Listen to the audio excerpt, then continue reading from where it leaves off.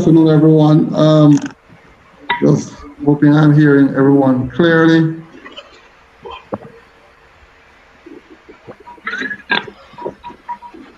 Pleasant good afternoon to you all. Um, the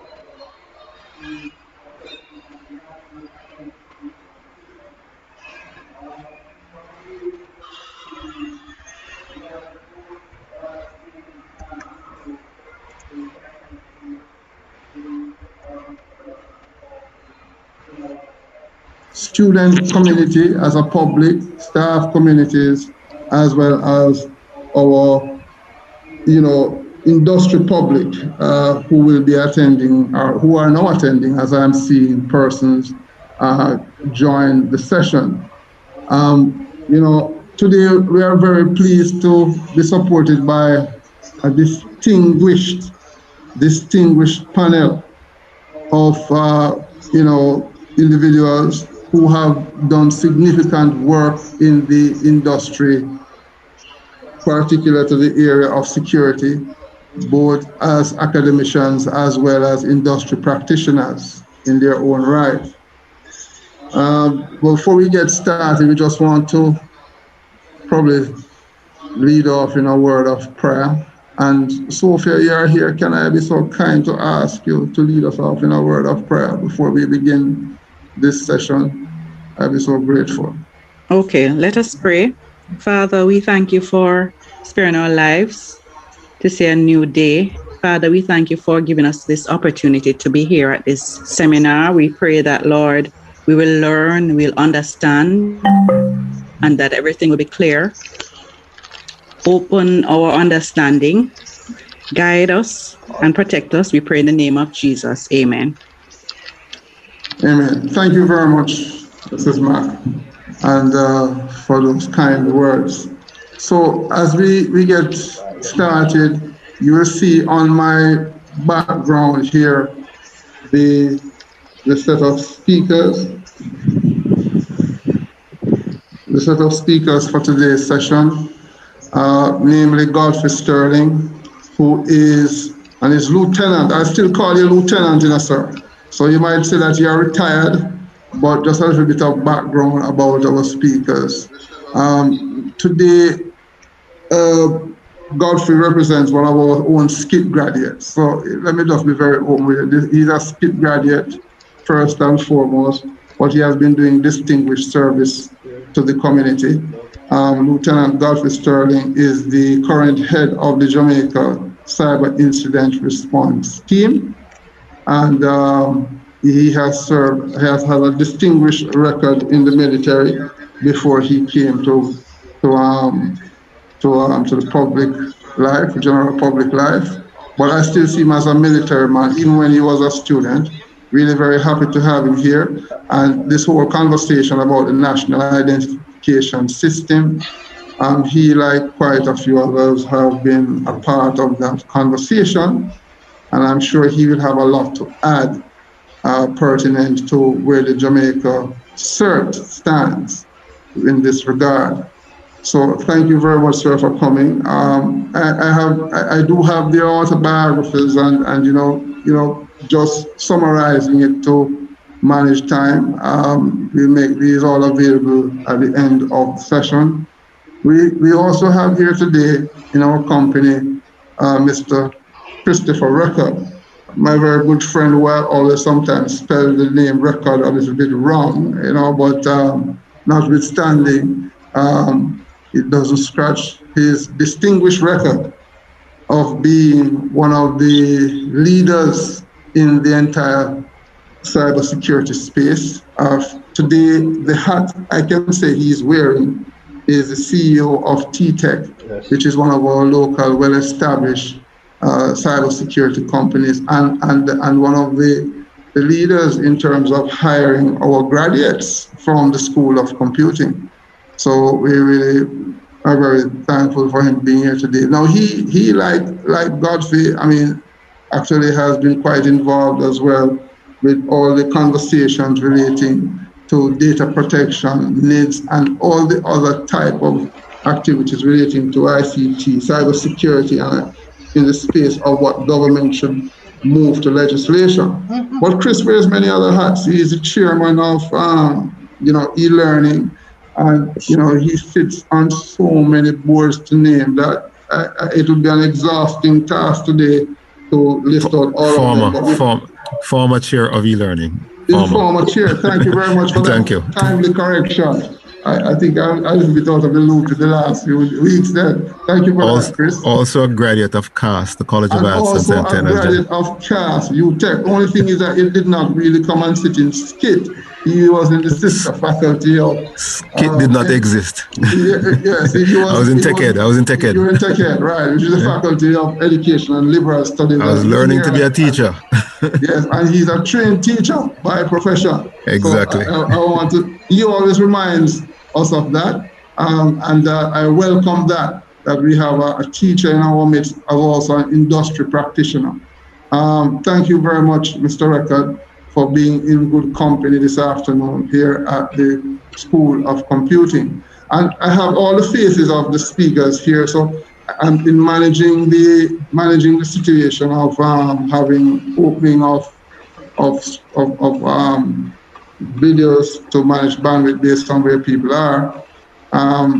We're just doing the introductions as a courtesy in this format. Mr. Trevor Forrest, CEO of 876 Solutions. Of course, Mr. Forrest is the past chair of the Board of Graduate Studies here in the School of Computing, but has always been a good friend of the community, and he's also a past special advisor, I know, in the Ministry of Science and and Technology. He wears several hats too, colleagues, and I should say between him and Chris, being part of the Jamaica Computer Society for an extended while, they have significant industry experience relating to the history of how Jamaica's tech landscape has evolved. I can say no less for Trevor, he has an extended record in this regard, and a big proponent of the cybersecurity space, and a wealth of knowledge in his own right in this regard. And I do have one more speaker, but I'm not sure if he's running out a bit late, Mr. Sheldon Powell, the former president of the Jamaica Computer Society, and he's current CEO of Innovate 10X. And Sheldon, like all the other three speakers, come with a well-established record. He's the former CEO of Jamaica, CIO, I should say rather, of Jamaica Money Market Brokers, in terms of how he had engaged before he started this new venture called Innovate 10X. Of course, Sheldon has several other businesses. Innovate 10X is just one of them, to look at new industry solutions, including cybersecurity, artificial intelligence, and the works. And I think really words does not begin to describe that we have the four right people at the right time to start a conversation with us here in UTEC on this whole area of national identification systems. All right. What's next? We have been hearing significantly in the news over the last couple of weeks and months at a time, changes that will be coming to the landscape as it relates to the national identification system. So I am Professor Sean Thorpe, your moderator for today's panel discussion. It is not meant to be a lecture by me, all right, in any way, shape, or form today. It is supposed to be a very candid conversation on a very pertinent topic, and we will get right into it in just one moment. As a moderator, I'll exercise a courtesy of privilege to share with you just a little bit by way of background. The context for this particular conversation. So again, I would like to thank everyone in Zoom land and YouTube land who are here with us today. I'd like to thank all academic staff, students, and the general public who have decided to spend an hour and a half or maximum 2 hours of their time to engage a conversation around a very pertinent topic. So I just want to bring to your attention some basics. And we have already done the courtesy of the interviews, the reviews rather of the speakers by way of their backgrounds. We really want to thank them for being here. They will lead our conversation. But I have to say something to you first. I do know that it's from 1978 or a little bit before that the government of Jamaica, right, has been on this quest, right, to become, a digital identity service provision for the public. And I'm going to ask persons as they join. I'd like to thank persons as they join to kindly mute your mics. I sincerely respect everybody's time and that is here today, but I'm asking as a courtesy until we open the floor. Otherwise, I'll have to exercise chairman's privilege to close everyone's mic. But the candid conversation I want to have is that this is since 1978, right? And some persons were in short pants as students here in UTEC, and some of us were still going to high school or college. But it's been a long-standing conversation in investigating this carefully, that the national identification system has been purported by the government of Jamaica, regardless of who or whichever political party is in office of the day. It is important, it's a very important undertaking, which I will concur has both opportunities and challenges. You see, it has both opportunities and challenges. And as we get through today's discussion, we will ask the panel to elaborate on some of these particular concerns from where they sit. With the appropriate process optimizations, in government, what we'll find is that if this kind of system takes effect, it will streamline the digital services of the community, significant to the government's mandate that Jamaica should become, the turning point of a full digital society as a part of its 2030 goal. The argument that this is significant to that particular outcome, all right? So no, I am not here to give a lecture. It is unfair to do that. So the panel is here to share more on these particular views. As a moderator, I'm simply setting a simple context to start the conversation. What I'll ask the panel to do for us as a courtesy is really to define these needs, and it will take time, but just to give you a few of the areas which I've already shared with them to be thinking about.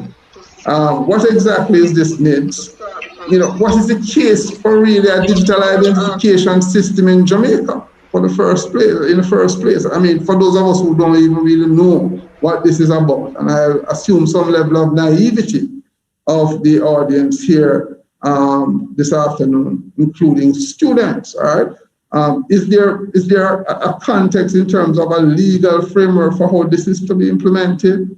Is there an architecture for this thing? We in the School of Computing and Information Technology, build heavily on systems, which is software engineering based, and we agree that these systems must have some type of an architecture. Well, we are arguing, if it's a digital system, does it have an architecture? And to learn a little bit more about what that may be or would look like. Then there's the whole issue of governance. How will it be operate? How will it operate? We do know the data protection, they are talking about an office of the Information Commissioner. Is there supposed to be an office of the Identity Commissioner? Is it centralized in government? Is it decentralized? How is that supposed to work? All right, these are some of the general themes of thoughts that came to mind that I think our public would want to understand. Then there's this whole issue of a strategy. So you can come up with everything relating to this national identity system, and then we must have a strategy in how it needs to be properly implemented going forward.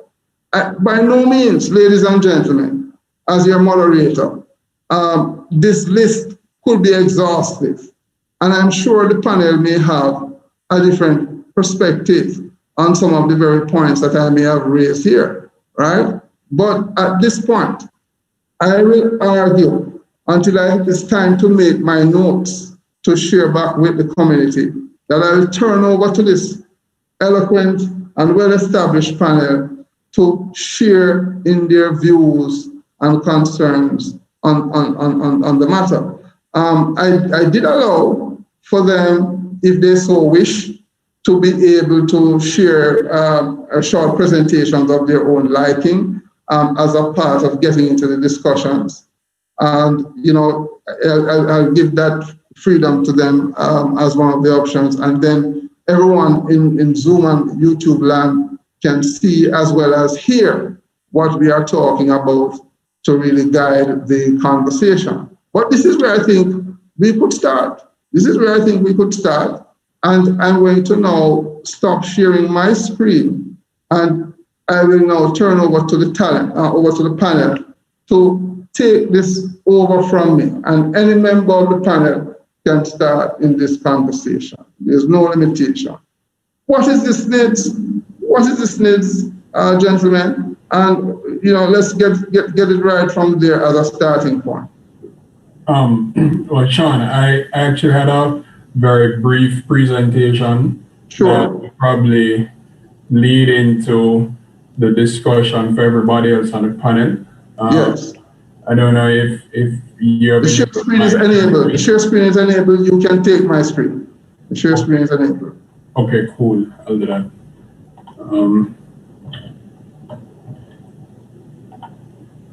Okay, cool. I see that. All right. So what this presentation is, I did a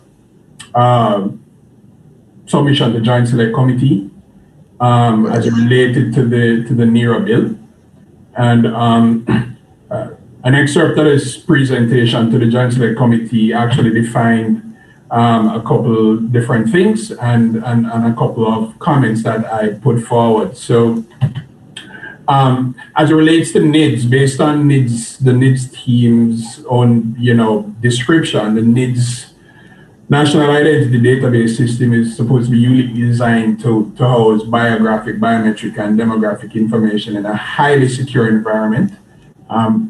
Obviously, because of the kind of information that it is meant to store. It's also supposed to facilitate the creation of two key things: a national identity number that would be assigned to every registered individual, and the registration process is now a voluntary one. And it will also create what's called a multi-purpose national ID card that will be issued to somebody who is registered. In a broader sense, the NIDS platform would be also used for identity verification services that would be used by both public and private sector. Now, this is useful because one of the bugbears of many citizens is that when you go to different places, you're always giving the same information over and over and over again.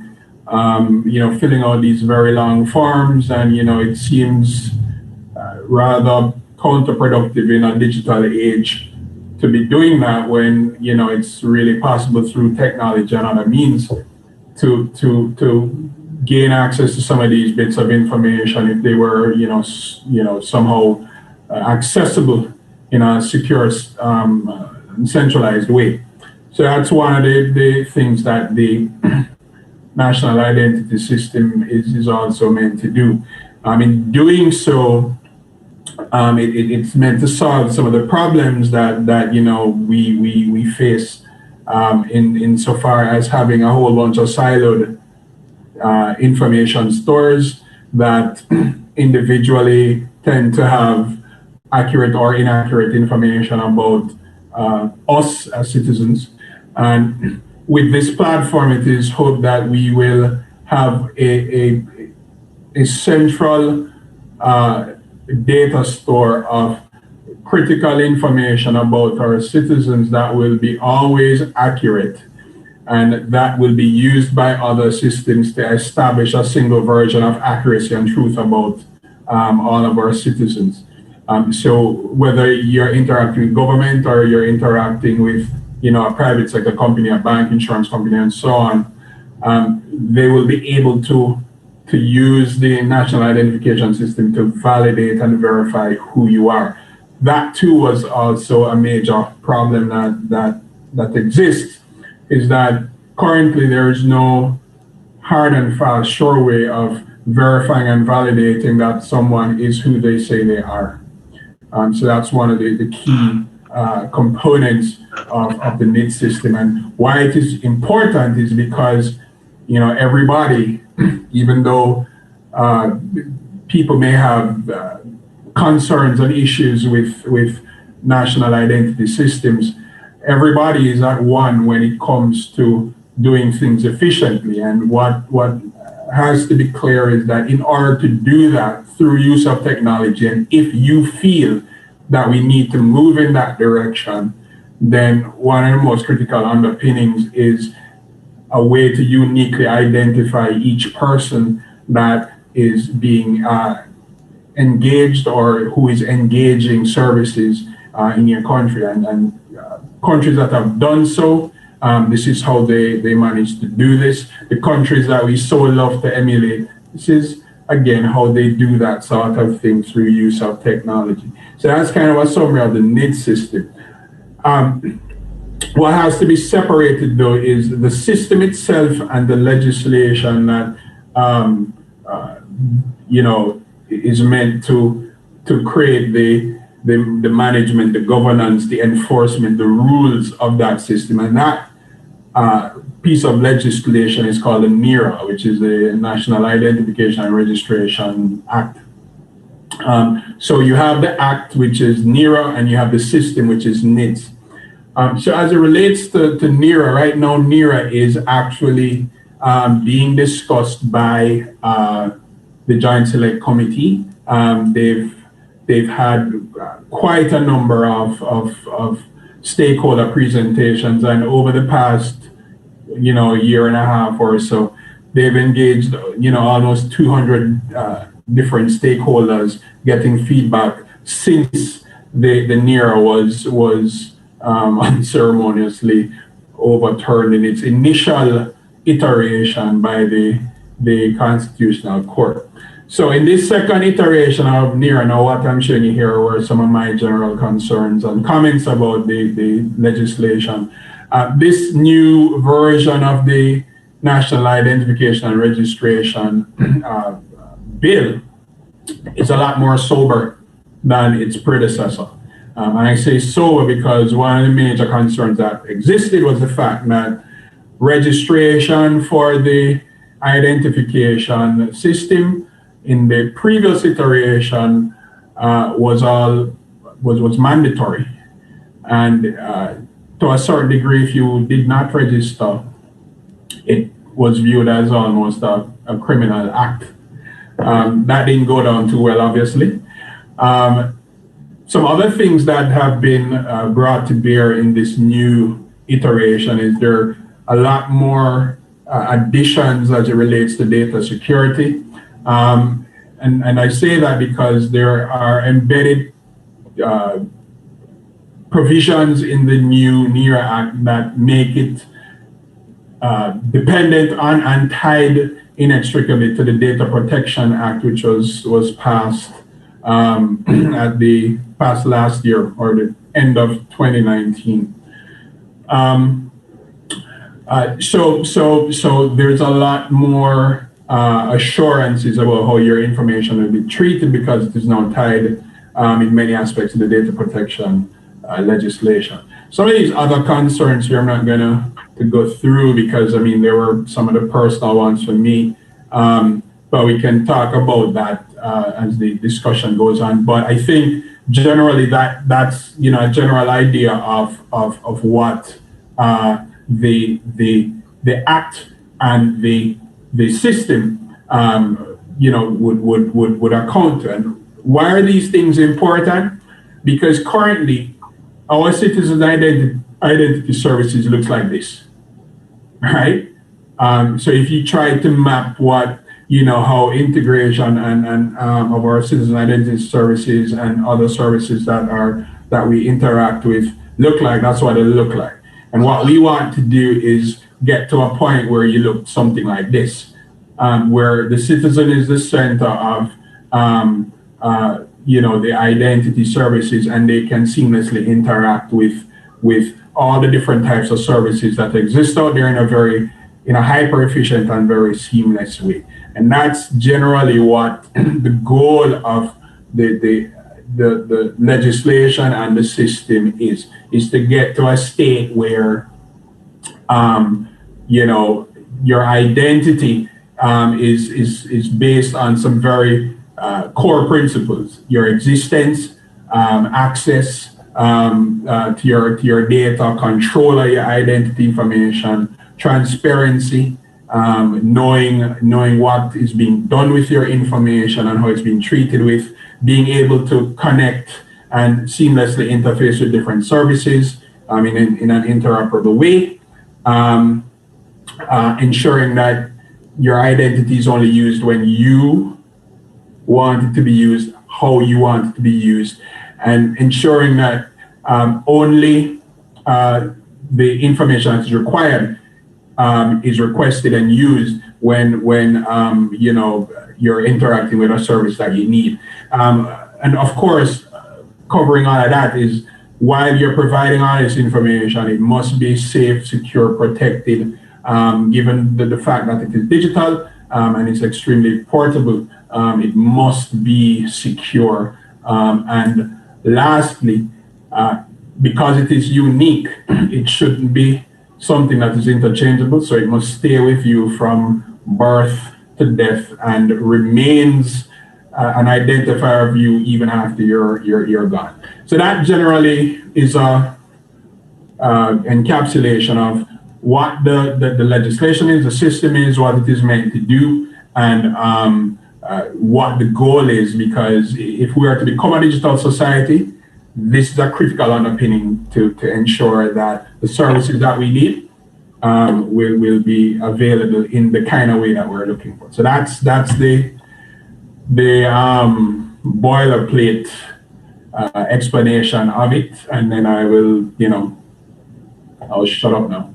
Boilerplate is right. Boilerplate is right, because I tell you, it's over 40 years. You understand me?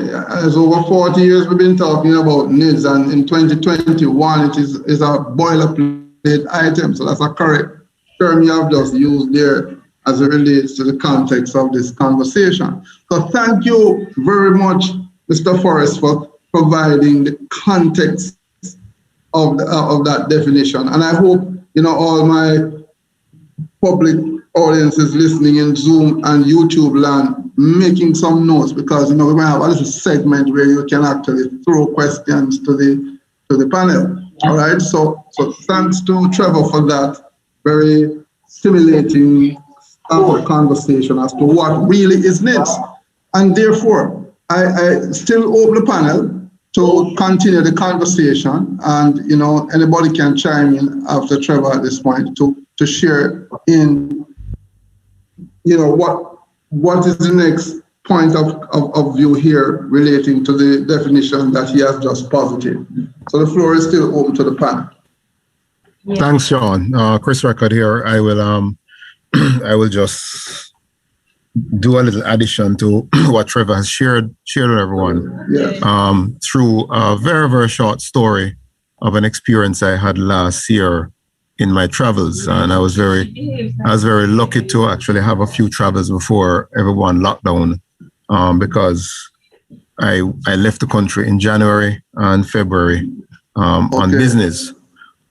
When I was returning to Jamaica through Atlanta in early last year, I, as usual, was late for my flight and had to be running through the airport. That's a standard procedure with me. And I noticed that as I got to my gate, things were moving along very swiftly. And I came, settled myself and looked around, had my boarding pass in my hand. And I realized that people were just walking onto the plane, walking down the jetway. And usually there's a bungle right there. There's always a bundle up, because as the agents pull through. And so I joined the line and I started moving. I'm like, okay, this is interesting. And I noticed that he wasn't taking the boarding pass from anyone. And I got to him, handed it to him, and he just says, "Look here." And I looked up, I heard a beep, and then he said, "Proceed." And a chill ran down my spine, because that's when I realized that, oh my gosh, Delta is testing a facial recognition system that is, and they did tell you, but of course, when you reach down there late, you miss all of that, right? And that's when and then I smiled to myself. I say, this is one of the benefits if we trust in the system and technologies that we can appreciate, that we can benefit from, if there is trust in these technologies. And I had a presentation last year to the Jamaica Stock Exchange around this very topic, and my title of my topic was adjusting our sales to leverage winds of change, digital identification as an enabler of sustainable development. And I went through just my experience, just seeing here is something that is now saving me time and saving all these other people time. And if we consolidate that benefit of time saving, we see the benefit of having these type of digital identification systems tied in with other systems for us to all benefit. So I'm just starting off by just giving a lived experience where identification of my passport was tied into a travel system, and I saw a benefit. So that's just one little scenario where it benefited. I mean, I went on in my presentation to talk about all the other benefits of having some sort of a digital identification, and then also, just like you, I spoke about the 40 years of stops and starts throughout our experience, and then I also touched on the matter of trust and what has been happening as we get closer to actually realizing that this thing has to happen, this thing will happen, whether you believe in it or not, and then also share the benefits and share the risks. But I'll pause there. Trevor gave us a good opening wicket, and so I'll pause to have other panelists weigh in on the matter. Thank you. All right, thank you very much on that, and thank you very much for that example of going through, the airport and recognizing what obtains in that situation. I'd like to now welcome Mr. Sheldon Paul, who is our fourth panelist here. Thank you for coming. I do accept the apology at the time. I do know as a businessman, things do get in the way sometimes. So thank you very much, Mr. Paul. We had done the introductions of you earlier to the entire community, so they are well familiar with who you are. Thank you, so, Dr. Thor. Before you chime in, yes, you're welcome. Oh no, I was just saying thank you, and I do apologize that it was not work that got in. It wasn't work that got into the way. It was family. Okay. Family. Yes, I wouldn't make work get into the way of something like this. So I do apologize. Perfectly understood, and I think the community will join me in agreeing that that is more than a rationale for understanding lateness. So thank you very much. So welcome to the conversation. We started off, and I just putting back my screen up so that everybody who has just joined see the context of the conversation that we have been having so far. This whole conversation on NIDS, we have grounded it in the philosophy that, listen, over 40 years, Jamaica has been trying to implement this system. And, we really need to understand where we're going with it. So far we have asked the panel to start defining what really NIDS is. Trevor just gave a very good presentation on the metric of what the national identity system is. It's really a unique identifier for the community managing this space. And I placed a few more points on the agenda to suggest, well, what is the case for using this digital identity? What is the legal framework for doing so? Is there an architecture? We in the tech community and generally in the public might want to understand. So what is the architecture for rolling this out? I don't know if it is going to be a secret in terms of how it will be done.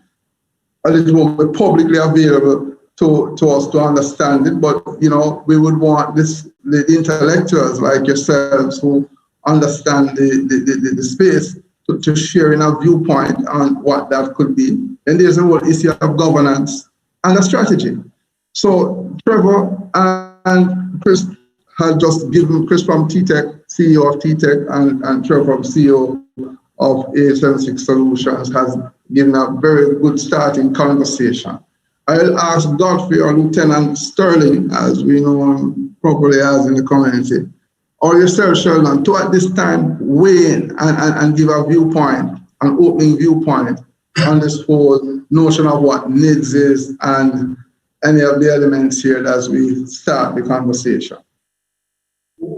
Thank you. Sure, I definitely want to to contribute at this time. I didn't know that it was 40 years we have been trying to get this right, but I would understand why, because we actually do not have a national identification card at this point in time. I mean, when you're born, you get your birth certificate, and at least some people, when the birth certificate is sometimes not accurate, or it is not it doesn't really reflect in terms of who you are.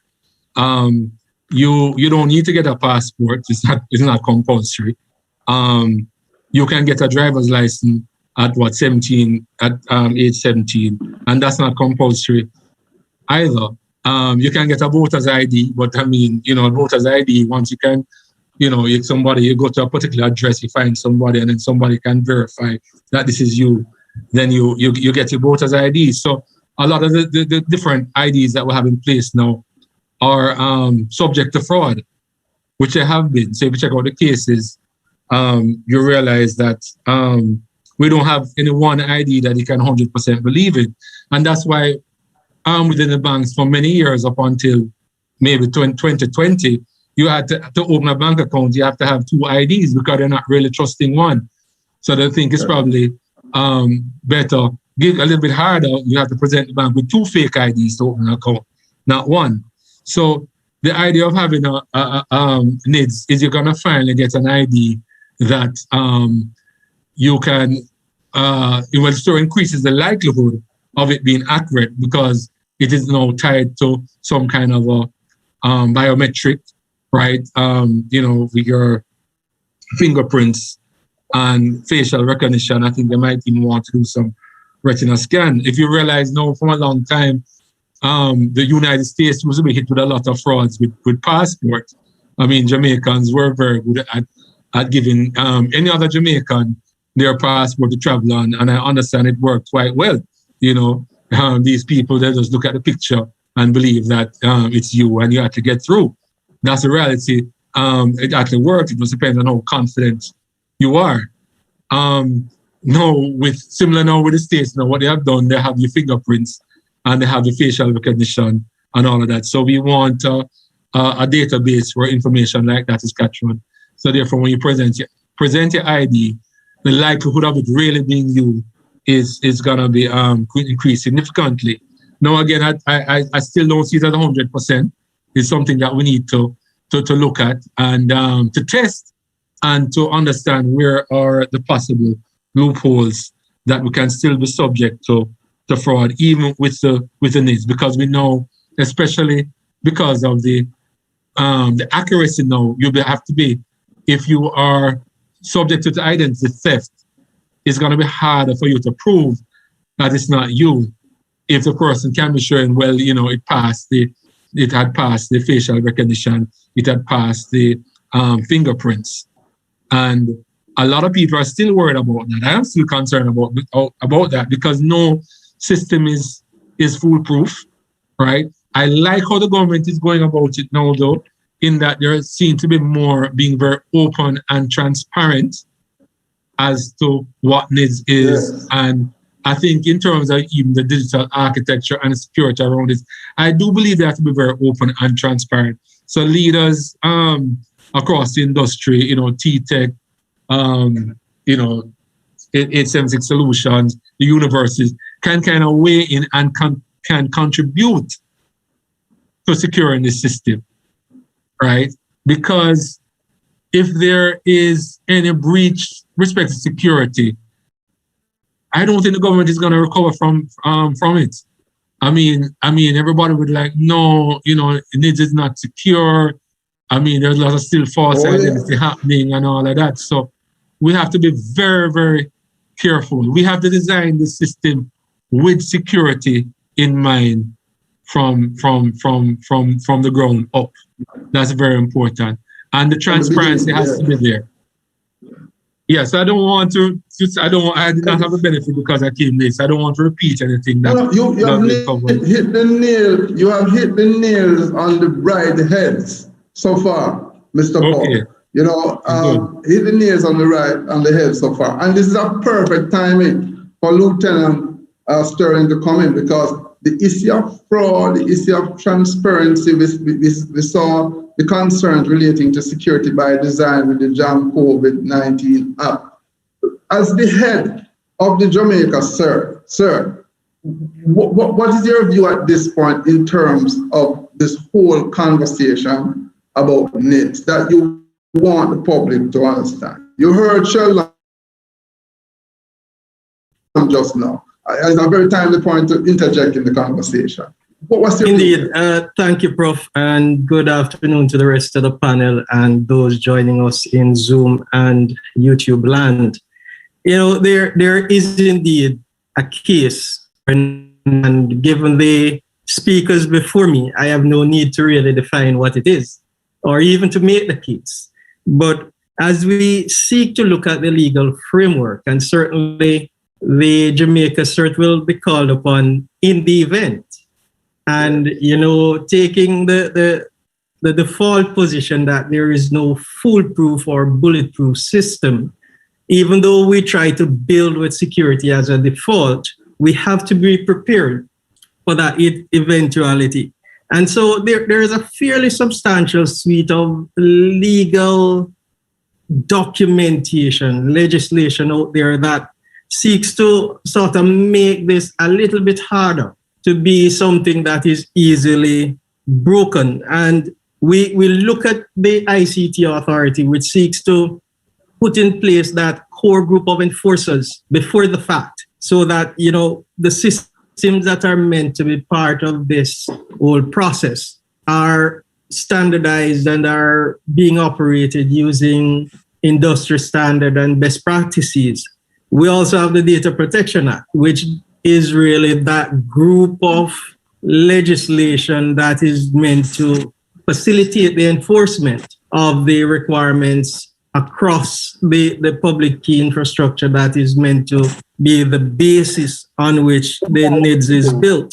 And then we have NERA, which Trevor spoke about, which the new bill, when it becomes law, will really seek to build on some of the faulty premises that the 2017 legislation was predicated on, and to seek to shore up the whole matter of a national identification system, taking us through to 2030.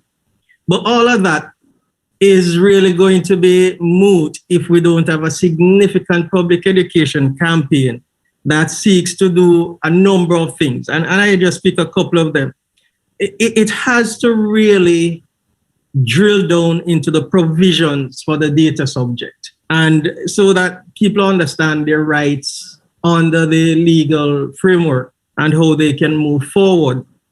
It also has to look at the obligation of the data processors and the data controllers. And it has to look at the role of the statutory offices that will be created as part and parcel of these three particular pieces of legislation going forward.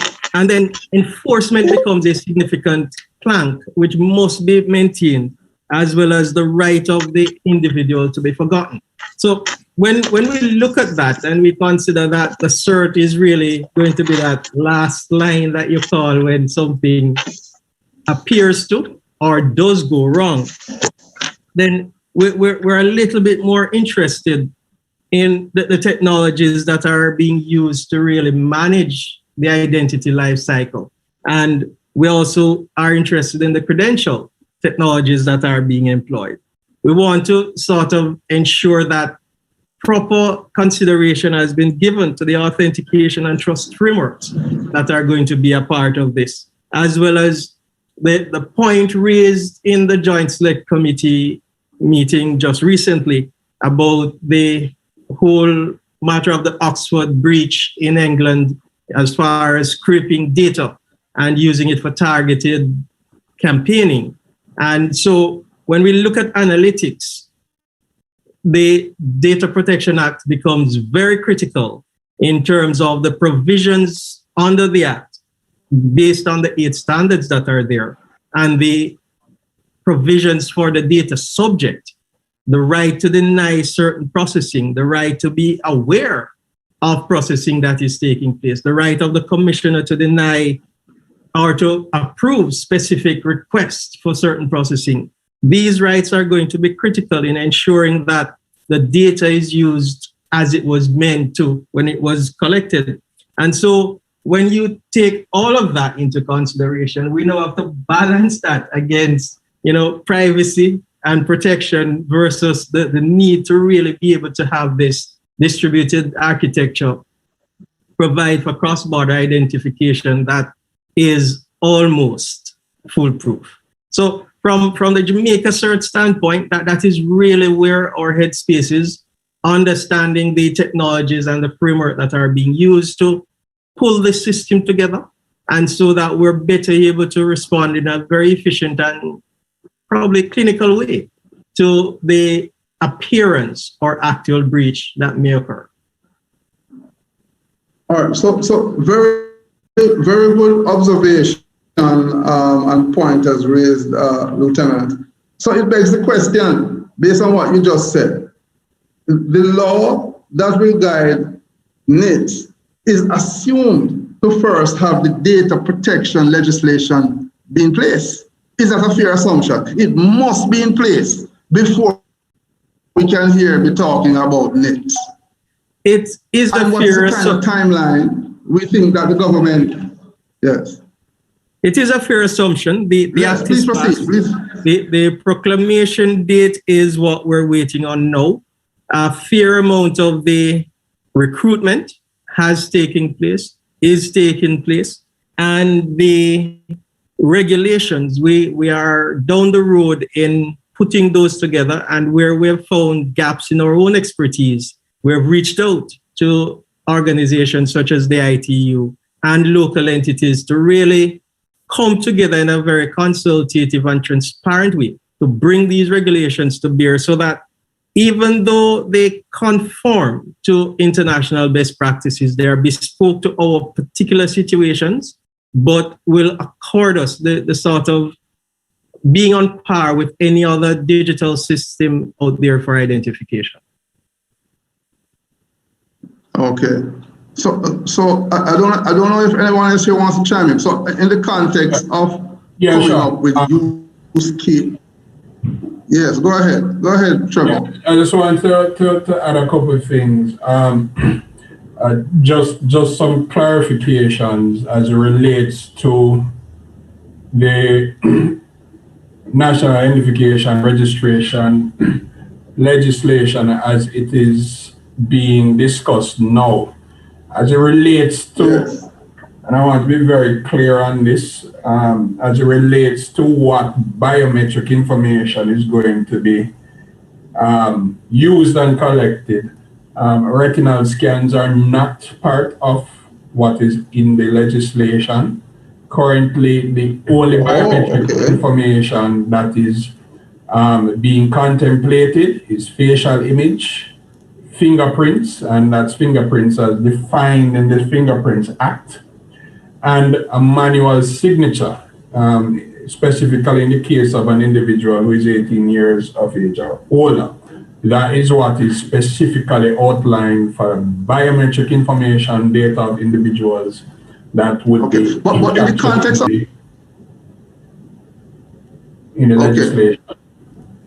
In the legislation. But isn't there a controversial, isn't it controversial though, Trevor, that the fingerprint piece is significant, and seeing that in some jurisdictions, fingerprint as a part of the culture or the religion is not something that is facilitated. There's that argument out there.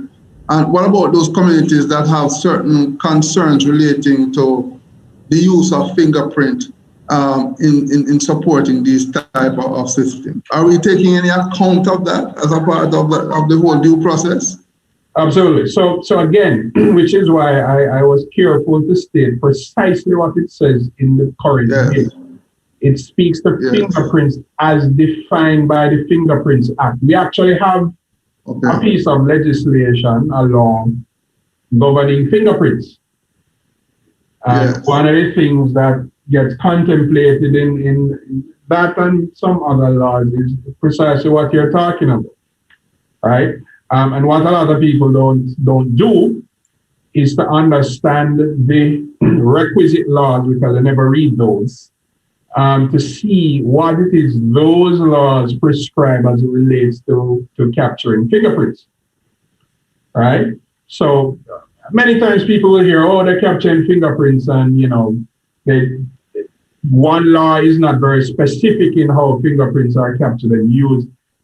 It references the actual existing legislation, if there is one, and in this case there is, as to how fingerprints are to be used, captured, and so on. So I just want to be clear on that. Now, discussions have been taking place in Joint Select because obviously, as you said, people are concerned.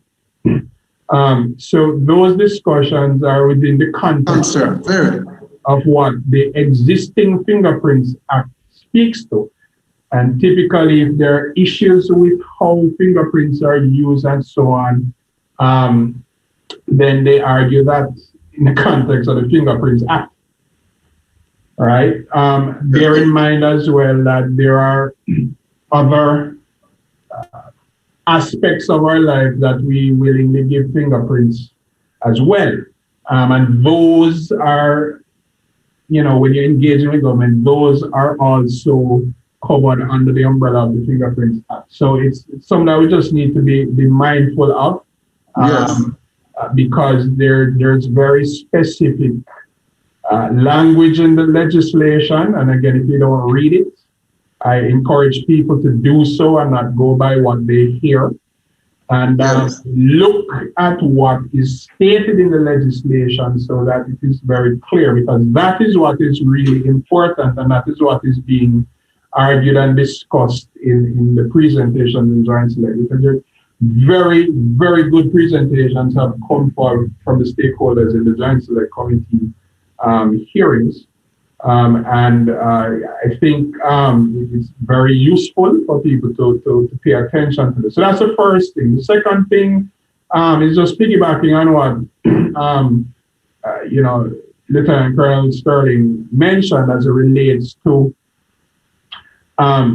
you know, the reliance on the data protection legislation, and you did bring that up, and that, you know, even for me has always been you know, what I view as a default requirement. And that's because the data protection legislation is the legislation which itself protects the data of the citizen. And it gives the citizen the power to speak to how, you know, their data should be handled. It gives them a recourse in the form of the Information Commissioner's Office. You know, if they have a problem with how their data has been being treated, not only by government, but by private sector as well. So you'll find, I think, many of the Joint Select discussions, it is almost a foregone conclusion that the data protection legislation, which is slated to come into force in 2022, must be there before, you know, NIDS itself, the NERA Act, is effective, because one keeps the other in check. Yes. All right. So definitely. So something that we should pay attention to ensure that data protection legislation is in effect ahead of the NERA. Now, data protection has already been passed. NERA has not been passed yet. So that's one step. But when NERA goes into effect, that is what you want to pay attention to. When it goes into effect, it is preferred that it goes into effect after the data protection legislation goes into effect. And that's a key point. That's a key point we want the public to hear and understand here. It must go into effect before. Okay. Excellent point. I want to share with you all very quickly, and this might be the first anyone has heard it. In 2009, I was giving my own personal recollection of the case of digital identity system. In 2009, I was on a fellowship to Harvard University. I went to the US Embassy to get a special visa When I actually went to get the visa, I couldn't understand why it was taking so long for them to process me, that I was told to come back on another day, and the day I should come back was Wednesday. When I called all my friends asking about why I need to go back on a Wednesday, they said Wednesday is the day that they reject the visas. I said, what is this, Father? What is this on me? I'm going on a fellowship. When I actually landed in the U.S. Embassy on the Wednesday morning, I spent until near midday. The consular officer says, sir, we just checked the reason for your delay is that we have to check our central identities database in Washington. We are seeing here another Sean Thorpe with a felony in New York. Mark you, ladies and gentlemen, I went home the evening Googling down everything about myself as to why there was a delay. That was actually happening in New York at the time. It was a trial. And I said, it must be that, but it must come clean. I actually went back and the gentleman explained that, listen, it is a Sean Thorpe in New York we're seeing here, and our central identities database did uniquely qualify that it had nothing to do with you by timeline or history. So here's your J1 visa, sir. Have a safe trip. You know, it dawned on me from 2009 that we here in Jamaica need to make sure that we building our digital identity systems have to have some level of rigor with the accuracy of what is being placed in these databases. And then a legal terms of reference, as you said, to guide how that data is being handled. I put it to you, my established and esteemed panel. Do we have the provisions in terms of ensuring that there's consistency and accuracy in these central databases to avert anything like misinformation or misleading information that could charge somebody erroneously? What is your thought on that? Because it's a big issue. People do go to courts in Jamaican system, in the traditional system, and they get identified for part of last year. Is that a transferable situation into the digital identity system space that we need to be paying attention to? How we make sure we guard against those kind of fallacies and errors? Well, just to kind of contribute here and to go back to something that Trevor was saying, that is, and I'm going to try to be a little bit controversial.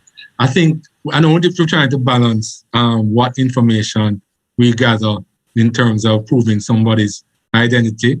But for me, the more that you gather about the person, the more likelihood of you being accurate in saying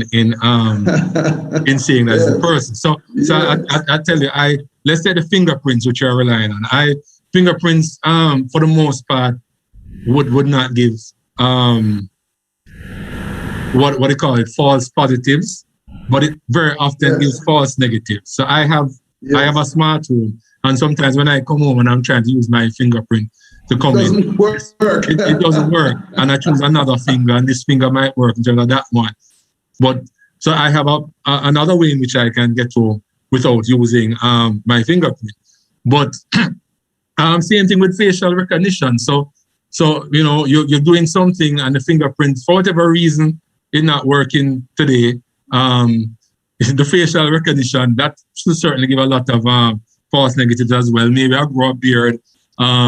Maybe I get a tan, some that can also have false positive. So for me, I'm actually thinking, I know some people, retina is too much, but the more information, why the bank tell, okay, bring a passport, bring a driver's license, give me 2 references, because I really want to know is you.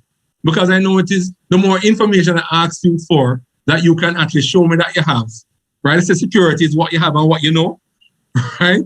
The more you can prove it. So I would just put out there that if we're gonna go digital, to me, I don't have a problem in gathering information. Is how you're gonna protect it and because for me, you really don't want to make it easier for somebody to steal your digital identity. But then for the more information that you have to try and get, to you. It actually makes it more secure. So, for example, the situation where you were being subject to, oh, is this the person that had done this? Maybe somebody that looked like you, Sean. I don't know if that we're relying on. All of that. Right? You match a database. Your face match a database.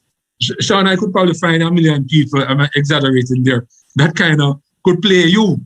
You understand? So facial recognition alone can't do it. Fingerprints is probably not 100%. So how do we strike that balance? I'm curious. I'm just one of those. If I'm going in, I want to go all the way. You understand? No, you see, the guy did not have my retina. Yes, he had my fingerprints. I don't know how he must have left a fingerprint from a glass I was drinking. I was out with him drinking wine. I have a fingerprint. I'm use it. Yes. That's how the hackers are. Right? The facial recognition. And the attribution is now you. Yes. It's me. But fortunately, never have a retina.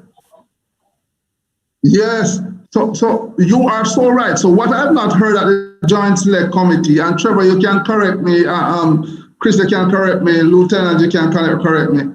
The digital identity architecture that ensures the accuracy of the data and the attribution of the data that is sitting there. These are courses in the university we teach 101. I don't really hear a conversation around what that must look like. And I don't want to say it's supposed to be a secret. If we're going to talk about transparency at a high level, I am going to say, what is it as a public we must understand about how the identity flows from end to end in the system, giving us some assurances or guarantees that have been mentioned. I would want to understand if there's a granular perspective on how this is to be defined. I hear about the ICT authority and so on, but that still has its gray lines, for example, in terms of its own implementation. We are talking about NIDS today. Is there then a digital identity architecture that tells us how the data itself will be stored and attributed to make sure, as Sheldon just said, his fingerprint, right, is not lifted off the glass of a hacker, or there are 2-3 Sean Tops who can actually pass for the other, and one might be notorious for whatever reason. These are serious challenges. Is there a take or is there a viewpoint on what the architecture should look like? In my new book that is out, I do put some posits of what that includes. But I'd love to hear the perspective of you, my esteemed panel. Should we be making known to the public this identity type architecture that supports how the data moves end to end from probably a tax office to this entity to a small business, so that we don't have any issues? As Sheldon just said, you can use multiple sources to represent the same identity. But what is your take on the need for a clear architecture around the system? Sean, I'll just jump in shortly. There is one exists. I have made a request to take a look at it. However, the powers that be say that it is. I don't use the word secret, but yes, I will use that word secret. The powers that be say that it is something that they have to keep close to their chest, because information that is in there and the way that the system is modeled, it may give potential attackers more information that they would like them to have, and so that's really? that's their thinking. Really? Yes, okay. Go ahead. Okay, I take your point. Trevor, you have a view on that? I mean, I have a view on that. All right.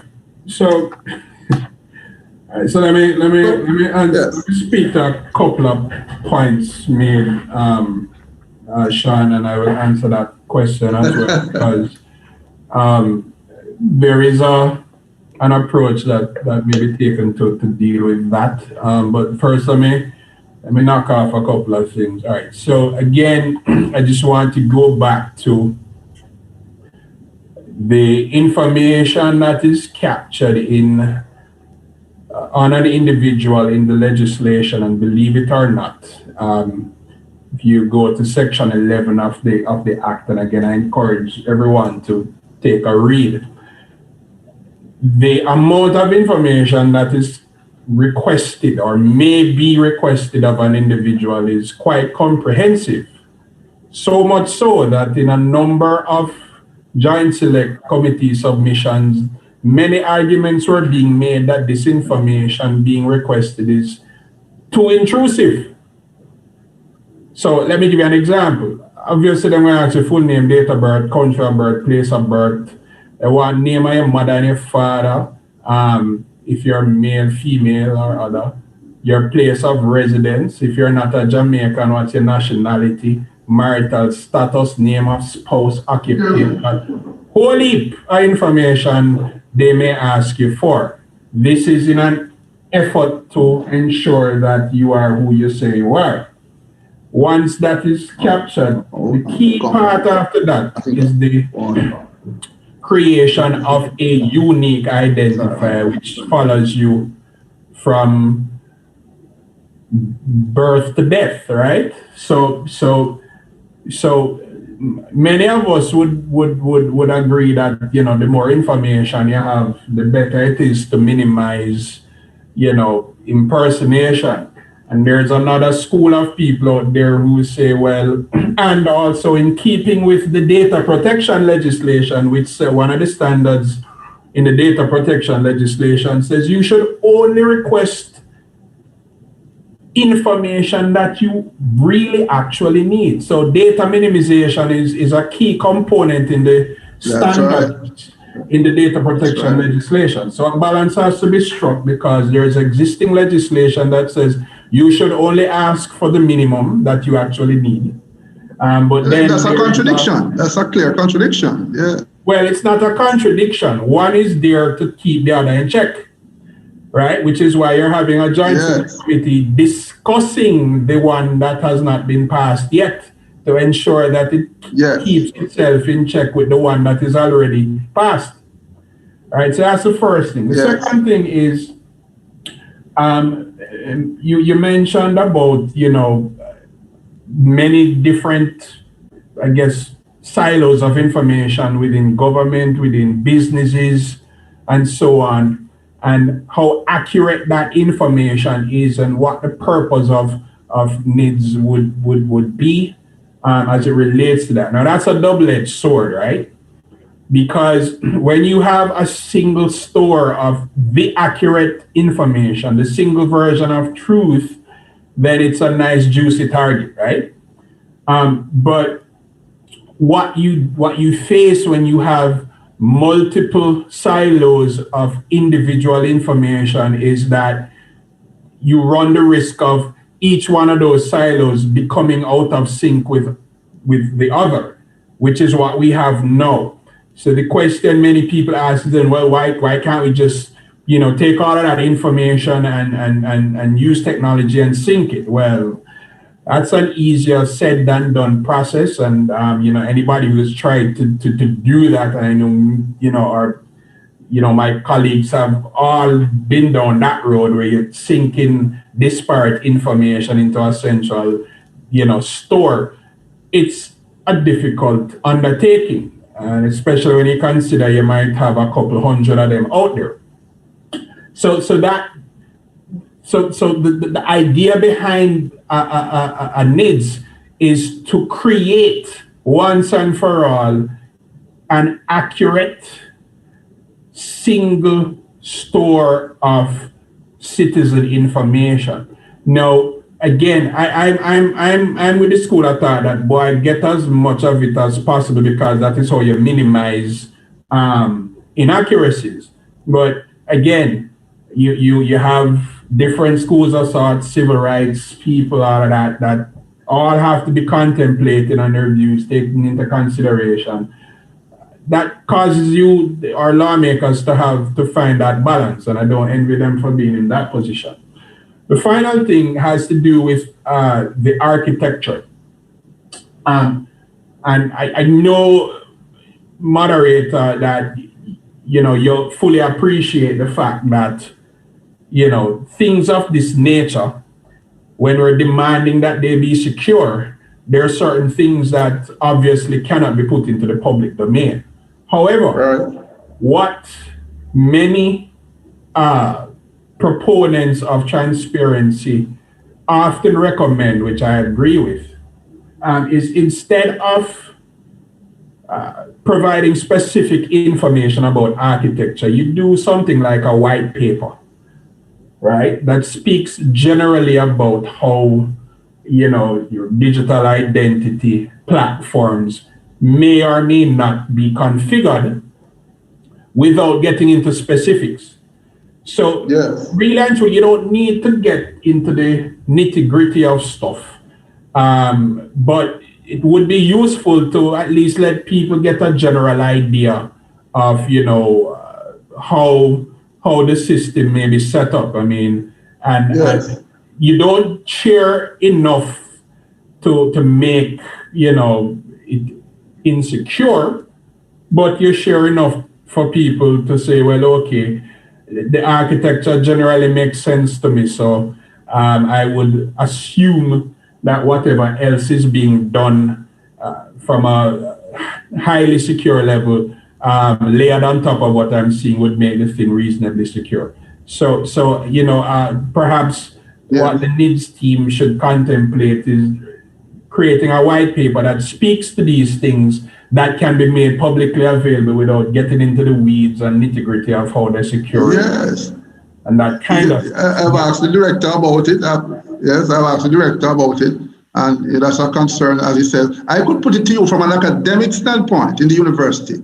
We teach students literally how to represent these digital identity architectures.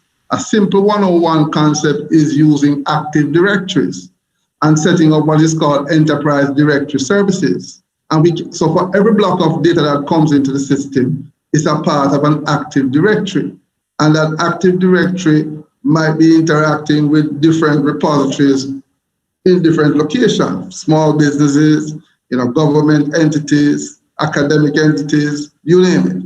And at a high level, we do know that, public key encryption is a part of how you protect that data, such that the case of Sheldon's fingerprint or handprint, right, when matched against the database, would have its own corresponding hash or unique hash to say, well, for example, this is Sheldon, or this is Sean, or this is Chris.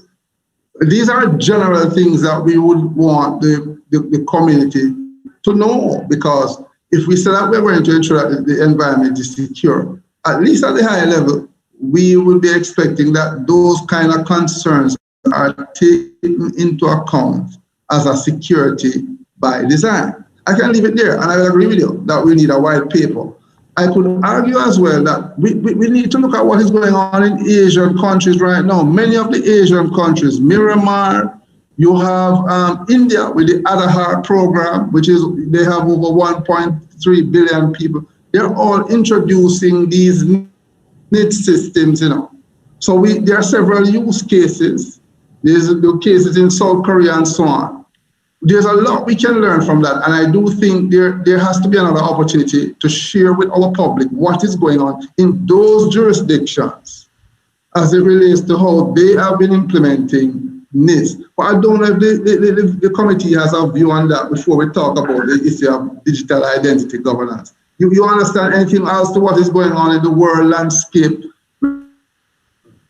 relating to NIST adoption in other jurisdictions that you think impress on us here in Jamaica? Just add something, Sean. Last year, the government launched their national PKI project. So PKI is a critical part of not only NIDS, but some other projects that are going on. Just so that you're and the audience is aware. Sean, let me also just add a part to the architecture before you move on there. What they have in fact said, so Trevor mentioned a while ago the information about the PKI and what has happened there. But they've also shared that, okay, folks, here's what their technical and security working group has adopted. They have outlined that NIST cybersecurity framework, the CSF, is foundational. COBIT 5 and aspects of the ISO 27001 information security standards. Those are the baseline that they're using around security.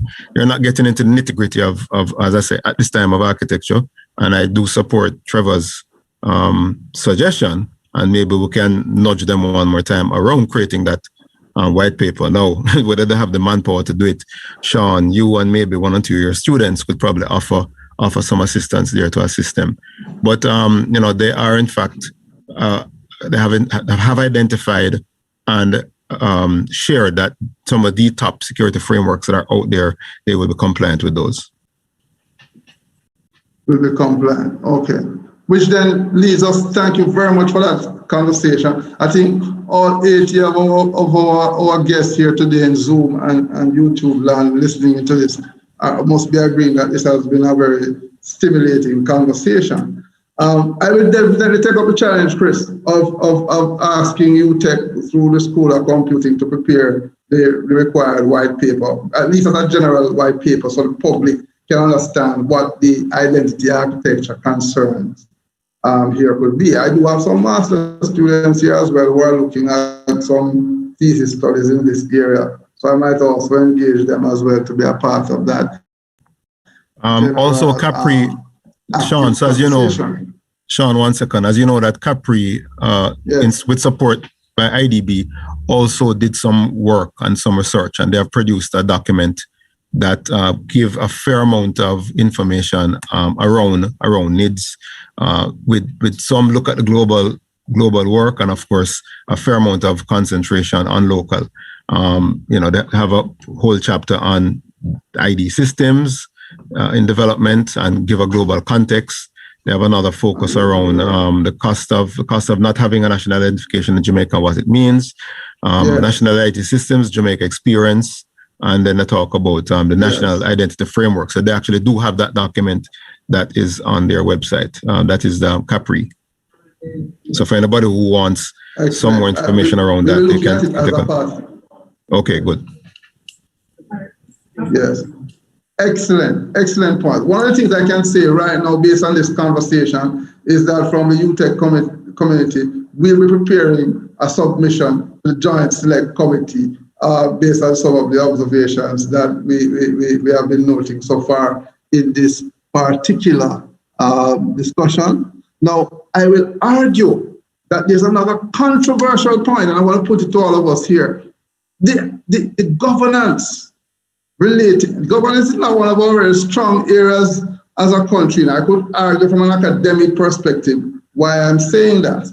Now, when I think about digital identity governance, the framework for how organizations like a NIDS should function is still not clear. So like in other jurisdictions, they talk about an identity provider. With the case of data protection, we talk about the Office of the Information Commissioner, which is still to be put in place.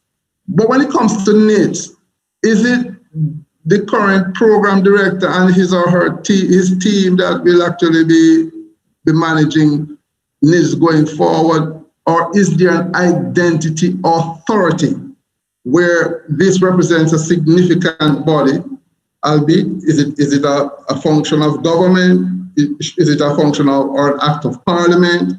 Meaning that should it be independent or dependent on government? Should it be centralized? Should it be decentralized?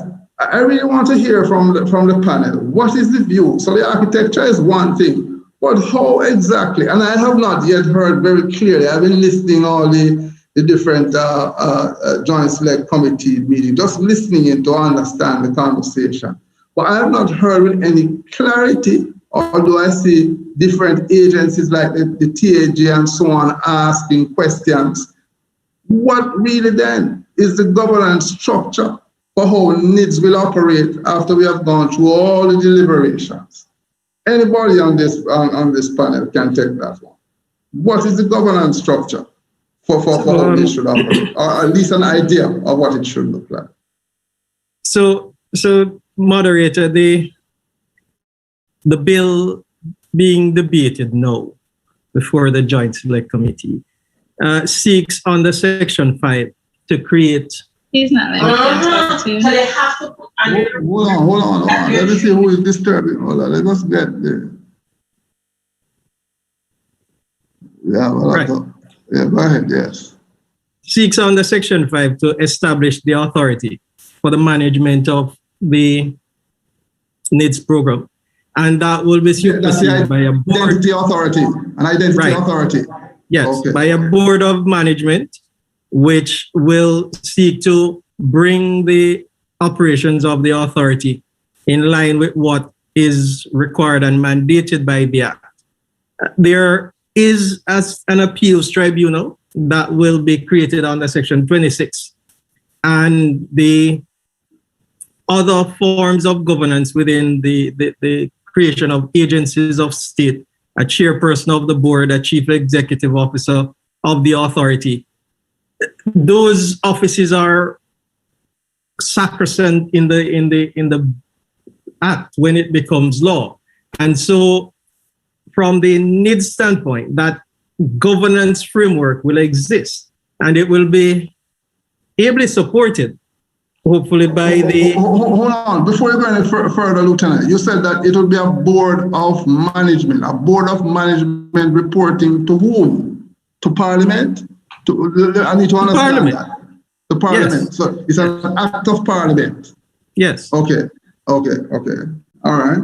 Mm-hmm. Right. And then you have the other legislation where the chief information officer and his or corps of enforcers will seek to support the requirements under NERA when it becomes an act. So the whole matter of the governance framework for NIDS is going to really be threefold if you want to look at it that way, because the ICT authority, supported by their own act and the Data Protection Act, will be working in conjunction with the NIDS authority and the Board of Management, supported by their own legislation. So in a nutshell, the 30,000 foot view at this point is that there is I like that one. being considered a governance framework. Now, what becomes the nexus of the challenges is really the competence of the people holding the office, the attitude towards the legislation, towards the whole process of the identity lifecycle management, and the manner in which the Data Protection Act is enforced as far as the data processor and controller in the management of data collected and the rights of the data subject in how that data is used. So those will be probably the bugbears for this governance framework. But until the bill becomes an act of parliament, we really have the opportunity to lend our voices to ensuring that once the matter is completed, we have a governance framework that will serve not just the requirements of the legislation, but appear to the people, the data subjects, to serve them as well. Okay. I see where Trevor, excellent point. I see where Trevor has his hand up, and I want to comment on what Lieutenant just said, but let me allow Trevor to jump in at this time. And I'll invite everybody in Zoom land and YouTube land to start putting your questions together for this very able panel. I'm sure you have quite a few questions to ask them. So just start dropping them in the chat for me, please. And also, when the time allow you to come to the question and answer. But yes, Trevor, very stimulating point there about the governance. Please. I think somebody else was trying to speak before me. Oh, I was just adding that Trevor was that. I see you use the raise hand feature. Oh, okay. Yes, sorry. What I was just gonna say is, with respect to what Godfrey said a while ago, is that at the committee level, at the PSOJ Innovation and Digital Transformation Committee level, we had a subcommittee of Trevor was involved in it too, a number of other folks reviewing the act for our joint select submission. And one of the things we did identify was around that oversight, that governance oversight. And there was a recommendation specifically to ensure that governance came from a parliamentary level and not to any specific minister. Now, I know that many adjustments and many other organizations and associations put forward that very recommendation. So I wait to see what the revised act will look like. That's correct. Before any further comment on that. But yeah, that was something that we identified. One of the 6 or 7 points we identified to put on the table. Go ahead, Trevor. Sorry. Yeah, man. Yeah, I know. I was gonna to give some details on that because the issue of governance was something that was of a lot of concern to many of us. In fact, Yes. one of the challenges we had with the way the existing bill was drafted was it was not entirely clear what the reporting structures were, because in some instances you would see so let me kind of lay that out. So you have a National Identity and Registration Authority. That authority has a board, and that board is appointed by the minister. Now, whenever you do things like that, then it's saying the authority reports to the minister. Correct. And there was a concern about that, but then there are other places where it appears as though the authority reports to someone else. So there was a particular entity, which I don't think Godfrey had mentioned, which is the National Database Inspectorate. And the inspectorate is supposed to has a very specific role as well, because in this grand scheme of things, as you would imagine, you have a couple of things at play here. You have the national identification databases, but you also have the civil registration databases, which fall under the umbrella of what we know as RGD, right? Now, this National Identity and Registration Authority is going to subsume RGD and all of its glory, and all of the databases that are managed by this would then also fall under this umbrella. So one of the things that was added to the governance structure was an inspectorate to make sure that the way in which the National Identification and Registration Authority was treating the data and the databases was correct. So, kind of putting it simply, the National Database Inspectorate would kind of function like the data protection officer of a corporate entity, making sure that corporate entity is in compliance with the data protection legislation says. So for ease of description, that's what the inspectorate would do. Now, the thing about it is it was kind of fuzzy in the current legislation, and it was argued and brought up by almost every contributor, even myself, that it needs to be clear who this authority reports to. Yes. Because it is important in engendering trust in the citizenry, because they need to know who are responsible when things go awry. So That's correct. I think almost everybody, put forward to the committee, which, based on even when I did my presentation and subsequent ones, the committee was urged to make the authority a creature of parliament, and it would have to report directly to a parliamentary committee, which in the grand scheme of things, and based on the importance and the magnitude of what we're talking about here, I'm not sure there could be any other way that you could ensure that a certain level of comfort and trust is engendered within the citizenry that says, look, the people who overseeing how my information, in this case my identity, is managed, are the people I elect to go and represent me.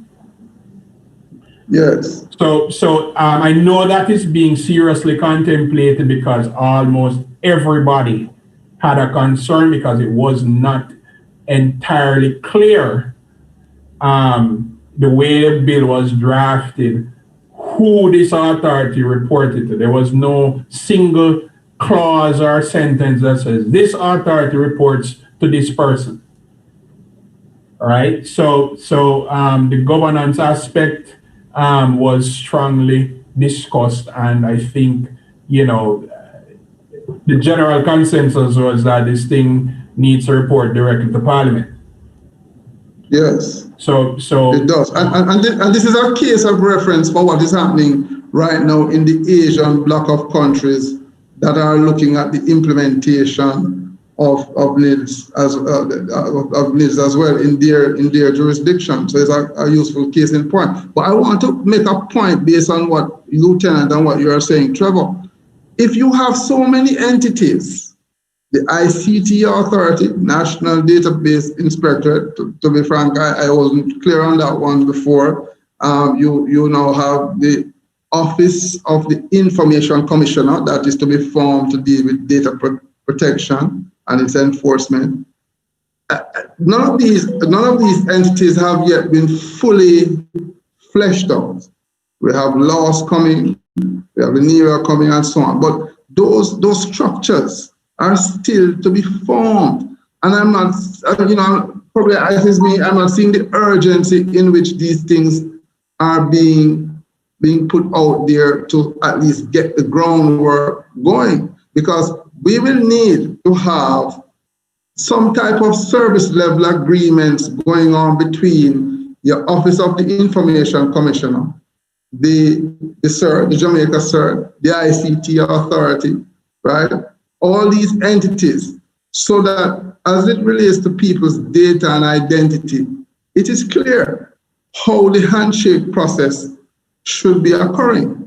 And even when we think about the digital identity architecture, it's not just the back-end processes of how the data will be protected, but the handshake between which entities will have the governance of our data. I have not seen that argument put forward. I probably have to suggest that some people read the book that I have put out, that Dr. Grants and I have put out. But I'm arguing that those things are still missing from the conversation. And we as UTech here will have to put our own paper position together to make this clear. But I defer to you, my esteemed colleagues, to see if we have missed any of those points. But that's something I'm not seeing. And I took Lieutenant's point just now, that there are these different state actors who will need to be working together. There's a lot of buzz going on in the chat, but I'm just taking note of them and storing them at the appropriate time. But is there any more views on this issue of governance? Is contentious to the point that I will agree that we will need probably a full conversation on it by itself, just to address, what I'm seeing going on in the chat here. There's a lot of controversial views in the chat from transparency and trust and one-sidedness, etc., of what these entities are suggesting to bring to the market. But anyway, I'll leave that alone for now. And we'll come back to. I would just contribute. Yeah, in terms of governance, it is very much about the people in charge of the various operations of NIDS, which we see is quite extensive. There is a concern, and I think this was raised before, to make sure we have people with required competence to be put in charge. Thank you for that. And of course, it goes along to have people of competence in terms of what they're being compensated is also very important. Yes. I think I remember seeing something about what they were looking to pay some of these positions, and it did not look very attractive. Certainly, it would be difficult to attract the type of technical competencies that you need to fulfill these positions. Also within government, sometimes you have from time to time a lot of vacancies that take a long time to be filled. When this thing is operational, we cannot have it set up to serve people, and then you have critical positions that are not filled. So at all, we have to really look at it. A manual system, while being laborious and not operation efficient, it's actually certainly in terms of security is more secure. Once you go digital, I would imagine in a bank. I mean, which I was coming from the banking sector. We as data controllers, we had our infrastructure department, we had our security department, and we had quite competent people there. We had a compliance department as well. We have operations and all of that. So I think it's very important we will pay attention and make sure when we're operationalizing this, we're very clear that the right people are being put in the jobs and we can hold them accountable. So whether they have an inspector or not, the inspector might be saying, boy, there's not enough staffing in place. There are things, logs that should be checked that are not being checked. The services are not being offered the way it was intended. We cannot have a case of that going on when we operationalize the system.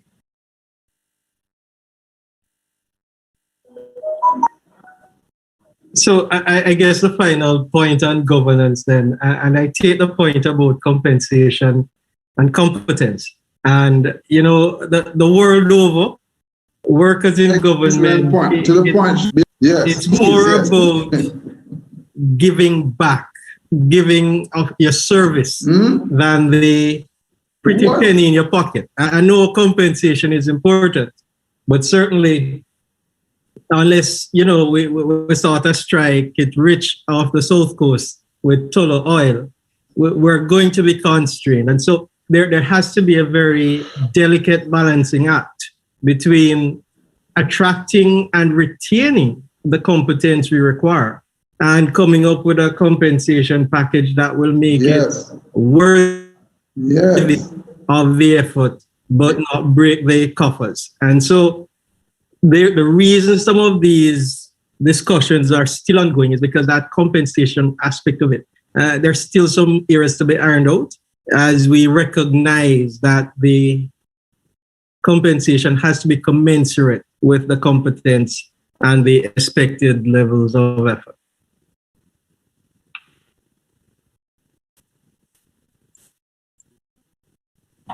Yes, Chris, I see your hand being up. Excellent point, Lieutenant. Excellent point as it relates to the issue of the compensation package. But I know you can't expect people to work for free though in this time, and some level of budgeting has to be placed around it properly. Chris, you saw your hand up as well, and I want to recognize you at this time. Right. So I was just going to make a comment around the list of organizations and entities that you outlined a while ago that were supposed to be in place, and list of processes and all of that stuff. Boy, Sean, I don't work in government, but for the last 20 years, I've been skirting on the edges. I've been skirting on the edges, doing various I guess I can call it volunteer work and helping in projects here, helping in projects there. What I will say to you is that government continues to be strapped for resources, and I know, Godfrey mentioned about that component a while ago, and you also mentioned it. Government is strapped for resources, and on top of that, in this pandemic time, the attention by a lot of the officials and also their supporting technocrats are all pulled in various directions around pandemic support. And when I say pandemic support, not necessarily only medical, but economic, technical, all the various things to using the Prime Minister's regularly used terms, balance lives and livelihood. And so I would say that there's scrambling. There is an off balance around getting those other things ready. Some of the other organizations that you mentioned a while ago, and it's a struggle for them. And sometimes I wonder, why do people want this job? Yes, but you see, the fact is the government, by its own mandate, on both sides of the house, when each of those political parties are in power, scramble that we are aiming to become a digital society as a part of that. And all of these initiatives in terms of putting digital systems in place should be leading to that. That's correct. That's correct. And so that's the other thing. I can only see. Yes. So that's the other thing that I will also add as finishing up this point, is that this digital race, and as Peter Diamandis' book, title of his book, the future is faster than you think. The fact of the matter is that the digital space and the digital ecosystem and the digital society requirements, the pace of that change that's happening out there, in my view and my opinion, it's outpacing the understanding of some of the legislative personnel and officials, because as they're putting in something, technology is changing to affect what they're putting in, to even regulate that component of it. So it's just the pace of change. It's just not being matched by the pace of legislative change, to keep us on that path of that dream of being a digital society. But some of us are working on it. Some of us are volunteering all the time. Some of us are here, right here today. As you know, a number of us right here are working. For example, one project that we're working on right now, myself and Sheldon Power are deeply involved with, up to our ears, is ENDS. And if NIDS was around, and when with ENDS, we would actually see a more smoother ENDS, right? So that's just, not going to get into ENDS. It's not the topic of this discussion, but just to say that sometimes a need presents itself, and we have to turn around. We can't wait on government to solve all the problems for us. Everybody's waiting on government to solve crime, but it's not a government problem alone, right? And so same thing with some of these digital changes that are happening with us in Jamaica. It's not only a government problem. So organizations like ourselves and what Sheldon is doing and what Trevor is doing, all of us can contribute if we see a way that we can give a helping hand, and then deliver information and then step away after that to help execute. Over to you. Yeah. Just to again add to what Chris has said. In fairness to government and a country, when I saw the advertisements and remuneration packages, I was concerned beyond belief. But the thing about it is, look at those packages. Probably you didn't send me the link. No, they were placed in the newspapers. They always are. Yeah, man, they were in the newspaper. Students. So the thing about it is, though, a couple of things, Okay, all right. Yeah, a couple of things I just wanted to highlight, which many of us, and it's the sort of difference between, what happens in government when you're talking about stuff at a national level versus, when you have your own business and you can just say, I'm going to do this, and it happens. All of those entities and agencies you're talking about, you're absolutely right. They need to be, in existence. They need to be up and running. But one of the things you also have to consider is that these things have to be funded by taxpayer money, and taxpayer money is perhaps the most scrutinized or we would like to think the most scrutinized expenditure in the country. And because of that, everybody is trying to make sure that they cover all bases and so on. And inherently, that makes things slow. The other thing we have to always remember is we're a country of laws. So all of these laws that we're going through are what have to be there to ensure that these entities that we're creating that exist function and can be held accountable. Right? So, and a lot of times it's not like you're going to send a lawyer into a room to write some policies. It goes to a board and they say, okay, we're great with this, and in one day it's done. No, as you have seen with joint select committees, a single law can take months because you have to get feedback. We call that democracy. So a lot of this, when you talk about doing things on a national level, in fairness, you have to realize that if it is that we must be inclusive, be democratic, seek everybody's input, and so on, this stuff takes time. So before an entity can be formed, the law has to be clear and passed so that whatever is formed is in keeping with the law that is governing, right? So when we talk about governance, that is governance on a national level, vastly different from governance on a smaller scale, you know.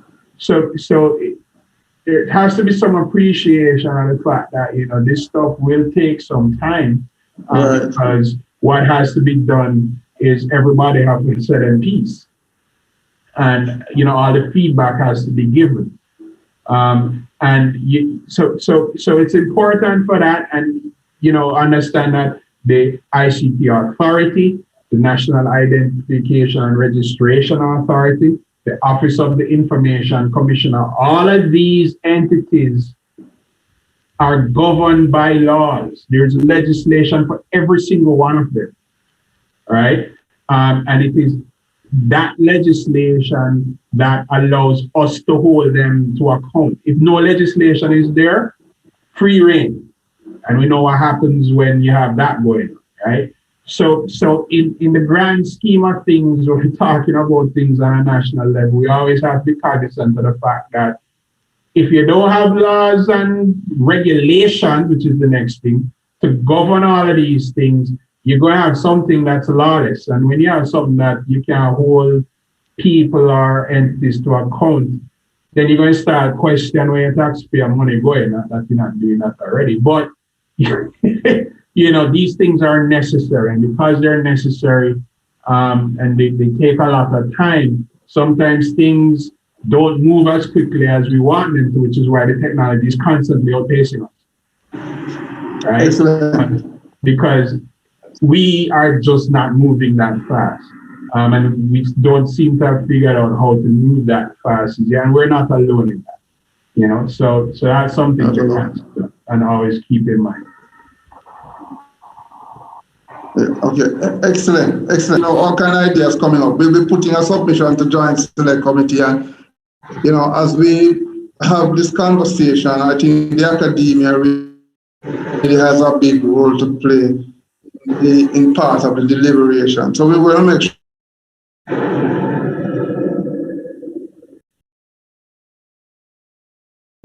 our part, thinking about starting its podcast service that keeps doing our identity governance. The issue of whether we centralize it or decentralize it are two important conversations to be had.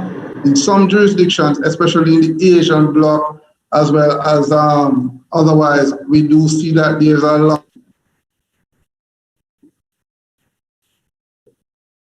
of issues to consider if you had multi-entities to help us deal with part of the governance. There are trades after that, as opposed to if the pressure, as you say, is on government to really infrastructure this with talent pool and so on.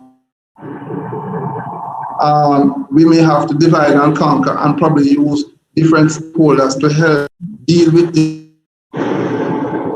governance issue. But I'm not sure if we have had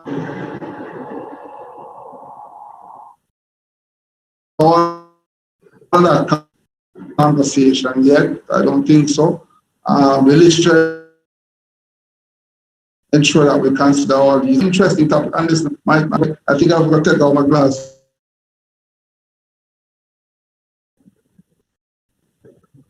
To figure out before I finish reading all of them, 7 concerns for the panel, and we open up the conversation quickly to our audience, is then all of this talk, gentlemen, then, would you recommend a strategy if there's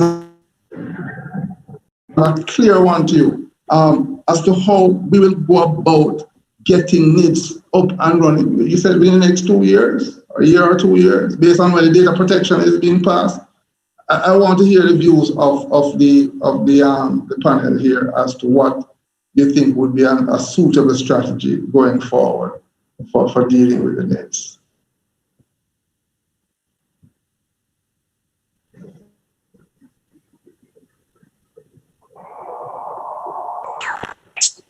So if I take up the slack, then moderator, the current direction is a good one to be in, and the steps government is taking in being as inclusive as it has been is one that is commendable. Now, when we look at their stated vision for NIDS and the timelines that they're working with, then certainly one hopes that the ability to stand up the ICT authority within this fiscal year, supported by the establishment of the Office of the Information Commissioner, then that would pave the way, once they can attract the sort of talent required, for the conclusion of the deliberations on the NERA bill and the passage of that into law. Now, that would really tee it up for the desired end state of a national identification system en route to the Vision 2030 goals and the creation of a sort of truly digital society. Now, the challenge we face is one that Chris really lamented in some way. The pace at which technology is changing, the pace at which government is able to move, and the desire of the people to see something happening. And so that strategy of having a single identification card supported by critical pieces of legislation bolstered by established frameworks and standards across the board, from NIST all the way through the ISO standards that are being considered and implemented, is really, I believe, a good way to go.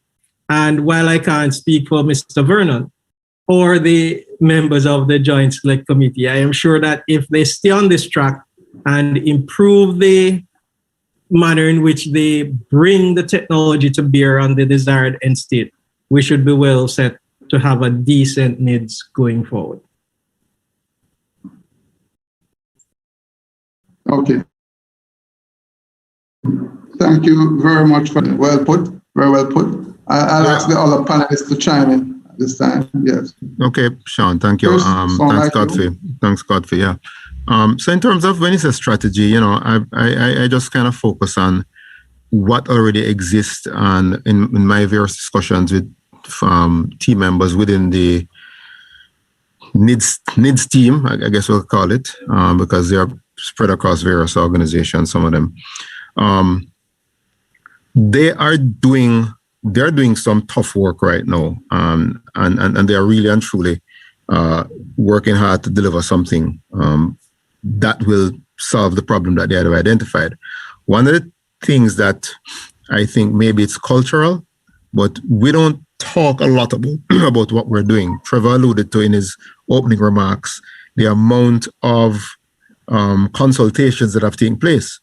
Because if you listen to some of the, and I jokingly call it the boogeyman stories out there around NIDS, and how this thing is being snuck in and all of that, it is absolute rubbish. But the fact of the matter is that they have met with over I think, Trevor, the number was 200 plus different stakeholders and organizations and groups and churches. I mean, they have met with so many people and listened to so many feedback, and so much feedback coming from the various folks who have contributed and who they've invited to contribute to the Joint Select efforts.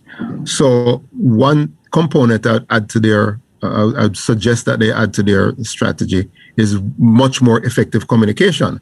Now, yes. Interestingly enough, is the whole NIDS initiative, and when it started, is actually one of the reasons why the PSOJ president, incoming PSOJ President Keith Duncan, had asked me to create a committee that would focus on digital, and NIDS was actually the first thing that he asked me to do some research around, go and have meetings with the various stakeholders, and start to make some comments about it and try our best to gather enough information from, whether it's from the NIDS folks to inform the membership of the PSOJ or vice versa, gather information from PSOJ about their concerns to then inform the NIDS team. Hence forming this committee, which then led to creating a subcommittee specifically around looking at the NIDS bill and then making our submission. It was last week or week before last, we made our submission. And so, again, my recommendation, just repeating, is further communication. And communication, not in the details and secrets of their security infrastructure, but just kind of what's happening, and do it at all levels. You may notice any important initiative coming out of government, they have a wide-ranging ways of informing the public, because our Jamaican context here, we do have folks that, hey, they don't buy newspapers, but they listen to radio, right? They listen to all the various stories and talk shows, and so there's all these various opportunities to share the benefits, answer all the questions and concerns. So that's my recommendation. Step up the communication plan, take it to the next level, and let people feel comfortable that this thing is a benefit and not some of the sad stories that you're out there hearing. All right. So those two comments from two of the panelists, I'm now realizing that we are pressed on time, and I want to recognize some of the questions from the over 80 odd participants between Zoom land and YouTube land. So panelists, I want you to put on your hats for these questions quickly as we try to tie up the discussion. But here's one I'm taking from Shane Taylor from the chat. Good afternoon, moderator, panel members, and all of the attendees. With the recent breach of the JAM COVID web portal and the exposure of millions of records, there is a concern with regards to Jamaica's stability to secure citizens' data. Can you elaborate on the level of security infrastructure which will be implemented to treat with breach prevention, breach detection, and breach recovery of the NIDS? Boy, this is a very bright student here. You taking I don't know which panel will take this one. It's in the chat, but I don't know if you heard it and I need to repeat it. But I heard it loud and clear. COVID, I heard it loud and clear. Loud and clear. This question has been asked every single opportunity, every digital discussion around anything digital that government is working on. There's a concern because of the vulnerabilities that were discussed ad nauseum in various media sources. I think all of us here, each panelist will, has a view on it. I will start out by saying, as I said earlier, the framework around which the NIDS system is being built on is on extremely solid security foundation. It's built with security in mind from the get-go, from day one. And they're not taking any check, using Jamaican vernacular, with respect to security on this. As I outlined initially, all the major security frameworks, they're doubling up, they're double masking. As a matter of fact, they're triple masking if we're going to use a COVID protocol. They're triple masking when it comes to security. And so that's where I leave it. Both Godfrey or Trevor or Sheldon can jump in with more particulars. Yeah, let me just contribute there. Is it Jam COVID? Strong question. Jam COVID was a direct response to COVID that hit the world by surprise, and therefore we had to be very reactive and not proactive in how we put out that application. So I mean, if the government had to do it again, they would probably have a minimum security standard that they would set before putting out any application in rapidly. But as you can imagine, this is a university. If you're asked to create an application that was public facing, and that application, I understand, was built within 3 days, you're not going to really think about much security. As Chris is saying, this is totally different. We have been planning for NIDS for 40 years now. I would say this though, in terms of just to say that if we continue the way we're planning, we'll probably even have another 5 years to go. I think we should be looking to be a little more agile, probably to pilot NIDS, so we can get lessons learned. If we look at the pilot NIDS, I believe that within a year or two maximum, you could get something out there. And a pilot meaning that you could, decide, okay, we're going to try it with willing citizens who want to use it, and maybe the government agencies, the banks, maybe the first to be accepting the identification. That would allow us to learn whether it's security we have to learn or just operationalize it we have to learn. So at least we can get some quick wins as opposed to trying to get the perfect system. There has been a lot of consultation. There needs to be a better increased communication. And I must commend the government because they're absolutely trying. If you were to Google NIDS in Jamaica, there's a lot of information that is out there. So as responsible citizens, I think we can go out there and do our part while the government continue to improve on what they are doing. I will just quickly answer one question you're asking: why facial recognition, fingerprint, and signature? I mean, we definitely have to have biometric information as a part of strengthening the identification. I would wish they would go into retina. I imagine the signatures would not only be wet signatures, but would include digital signatures. And I know there's a plan for public-private key infrastructure as well to support having digital signatures. So having at least 3 bits of biometric information, it does help. So there could be more. I wouldn't advise that there is less. Excellent. Excellent point. Excellent point. So who is in London or in the UK is suggesting vetting the operational resources in the UK here. We have CRB, SC, and enhanced clearances, DB for individual with access to systems hosting these types of information. Is it then by assumption that we here in Jamaica will be looking at some of these? Trevor, see a hand up on that. Seems already. Please jump in. He just mentioned that. Yes, Trevor. So go ahead. First, I just wanted to answer the initial question as it related to the concerns that I think it was Shane Taylor was having as related to NIDS and Jam COVID. So yes.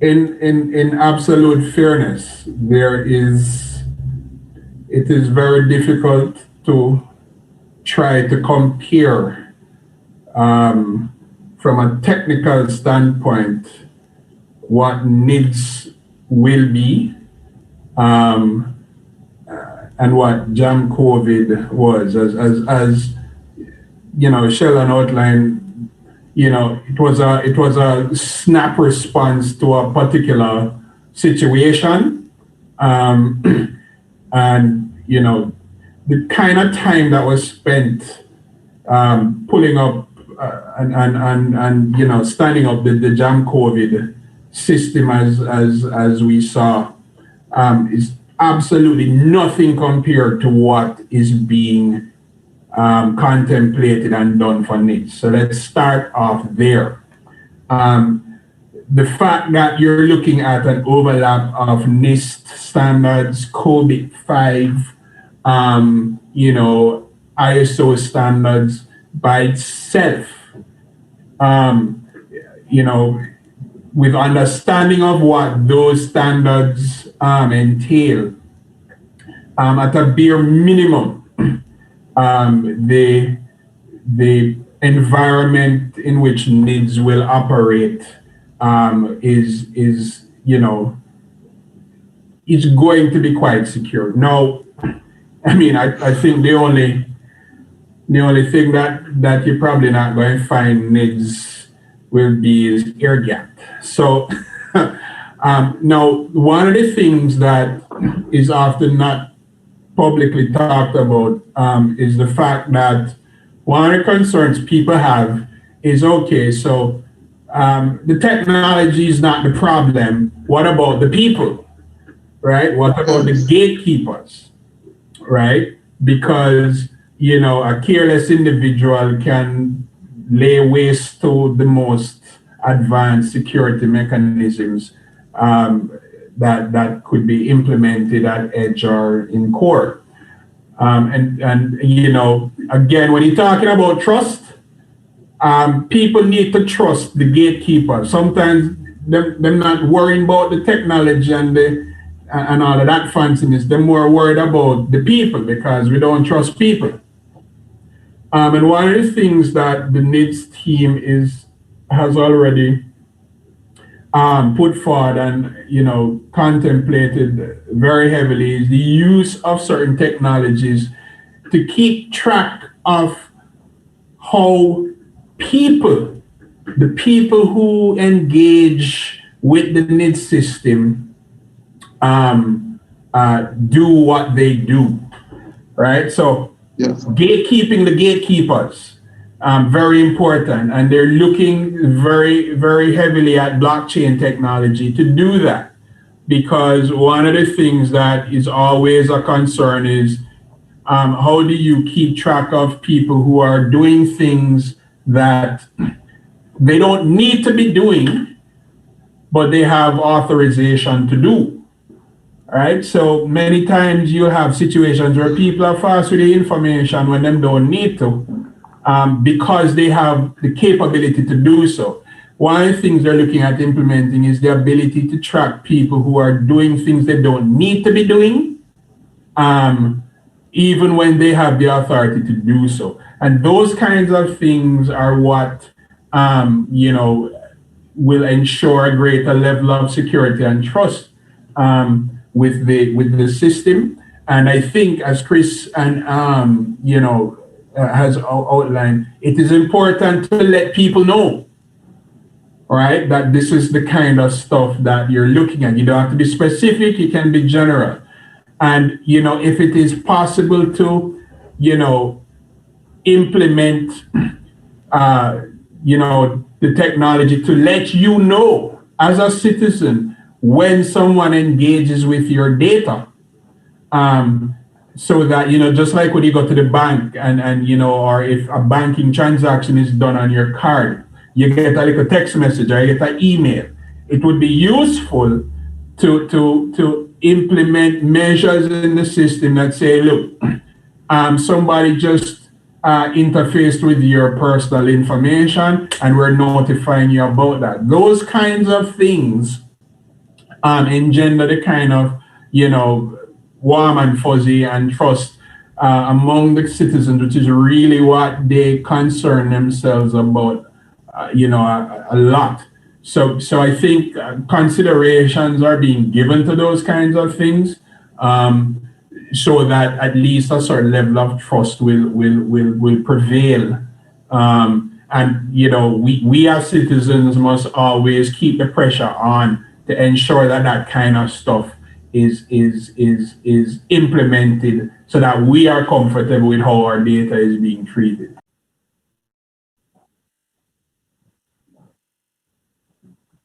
Okay, I'm going back into the chat and taking note of the questions that keep coming in, colleagues. Summarizing, will the databases be replicated? That's Ryan's question. Will the databases be replicated for or the question here coming in is, well, okay, the infrastructure of the tax office and other government agencies are behind world class. Is the consideration to give an overall of the complete system to allow for cloud access for people like the police officers via portable devices, agencies in rural areas and others, where the ICT infrastructure still needs to catch up? That's a question from Jordan. And one saying, will the databases have sufficiency of replication for high availability? Just to know them, I'm just grabbing some as well here. The NIDS agenda suggests one version of truth for Jamaica. What are the security considerations for agencies that are external to the government? Will they be able to tap into the database via their channels through VPN and encryption, etc.? Or is access going to be limited to just the government agencies that can control and direct the access? Boy, gentlemen, these students here, boy, they're killing me out. Listen, you, the hands are up. Trevor, you're willing to jump in and tackle some of these very strong questions? I'll answer the last one.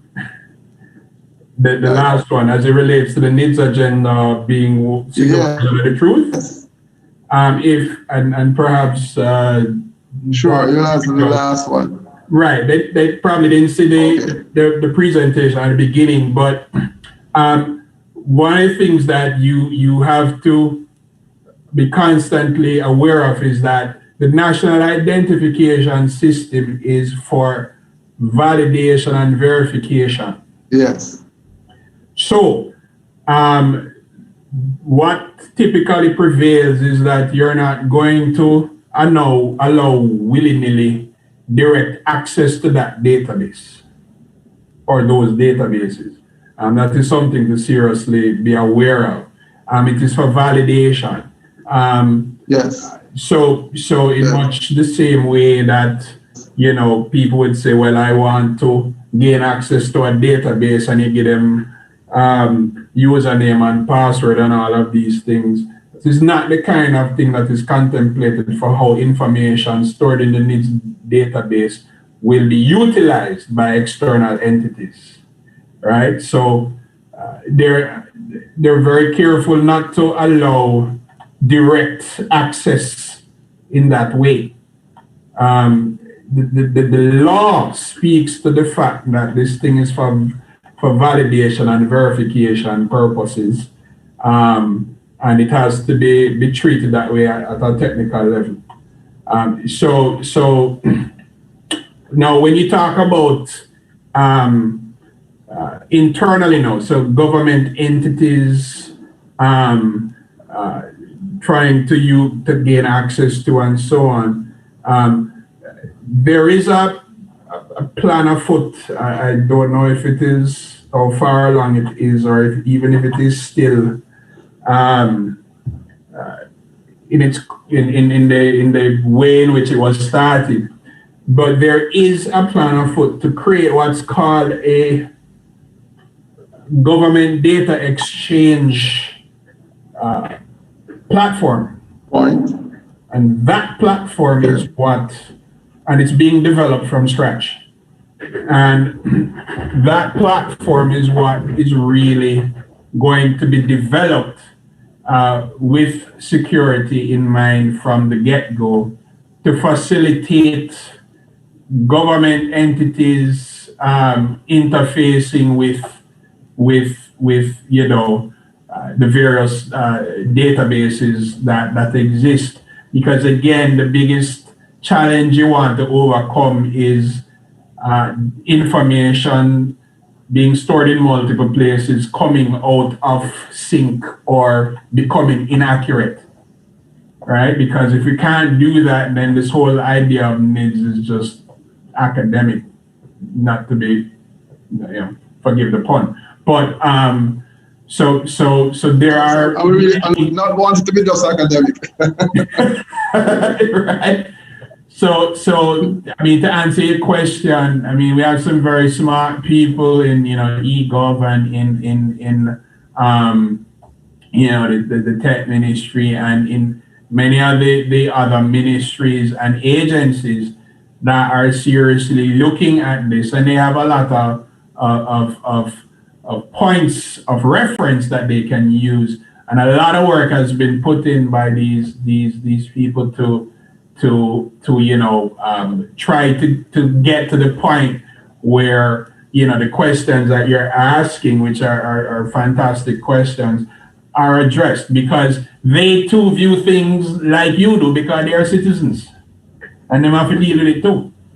So yes. So just to answer that question. The questions before that, I leave that to Lieutenant Colonel Sterling, better position to answer those. Yes, his hand is up, so I defer to him at this point. Lieutenant, you can jump in at any point now. Yeah. Sean, 1 second before Lieutenant comes in. Sure, I need to just run. So I'm just saying thank you very much. Shortly. Yes. Yeah, man. I'm downtown Kingston. I need to be somewhere uptown at 6 o'clock, and I don't know how. Yes. Fair enough. Ladies and gentlemen, thank you very much. Yes, thank you. It's been a very riveting conversation. Yes, I've taken a lot of notes, and I will do some further research with some of these questions here. But there's a question from McNamara around penalizing. Yes, it is in the law. Anybody fast with the data and I'm not supposed to touch it, yes, you're going to get locked up and you're going to go to jail. So it's all part of the law. But over to Prof. Sterling, you can take the reins. Yes, Trevor, I think there's a 7-year prison term on the data protection for it now. I think yes, something like that. Yes. Go ahead, Lieutenant. Thank you for that, Chris. All right. Thanks, Chris. Thanks, Chair. The whole point about NIDS is that we're building with security as a default from the ground up. And when we talk about identity, digital identity, we're talking about a body of knowledge that exists, which when we do the technology deep dive, it does not allow for certain of the things that we're used to when we consider relational databases and how people access it in that way. So one of the critical things in treating with how the data is stored is that we utilize a lot of NoSQL type data storage, which gives for faster sequencing of the data. Indexing is not required in terms of rows and columns for you to be able to access the data. We talk about microservices. And so that level of modularity means that the entire system does not need to be taken down for things to happen. The unmutable nature of how we store the data, especially when we consider blockchain technology, means that you can't just modify something. In order to get a new version of an identity card, you really have to recreate everything from scratch. And so the national identification number, coupled with the national identification card, within that 9-step identity management system, is really going to be the key built upon the public key infrastructure, utilizing the standards and best practices out there to ensure that while we will never say that our system cannot be breached, that level of security that we're building in from the get-go is going to ensure that breaching is pretty difficult to happen. As part of Plan Secure Jamaica, there is a significant infusion of resources and capability as far as cybersecurity, cyber defense, and cyber incident response is concerned. And that is already underway. And so breach detection is something that we're not just going to be able to respond to, but based on how the system is set up, we'll be able to have a persistent horizon scan, which will allow us to detect those intrusions, and we can choose what to do. whether we see where they're going using the honeypot type method, or we just simply kill them in their tracks. And then business continuity and disaster recovery is something that is built in almost de facto into every system that is now being created across government.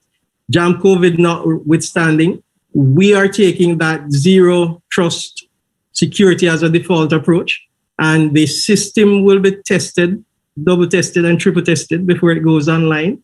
And certainly it ought to give the populace a sense of assurance. I'm not going to say warm and fuzzy, but a sense of assurance that data privacy is really being balanced against protection, and we're taking their data and the storage of it, the transmission of it. We understand that some of the technology also may transmit the data in an unencrypted way, but once it is at rest, it will be encrypted, and the channels that it will travel will also be encrypted. So there is a significant amount of effort being put in to ensure that when NIDS comes on stream, it is here to work for the people.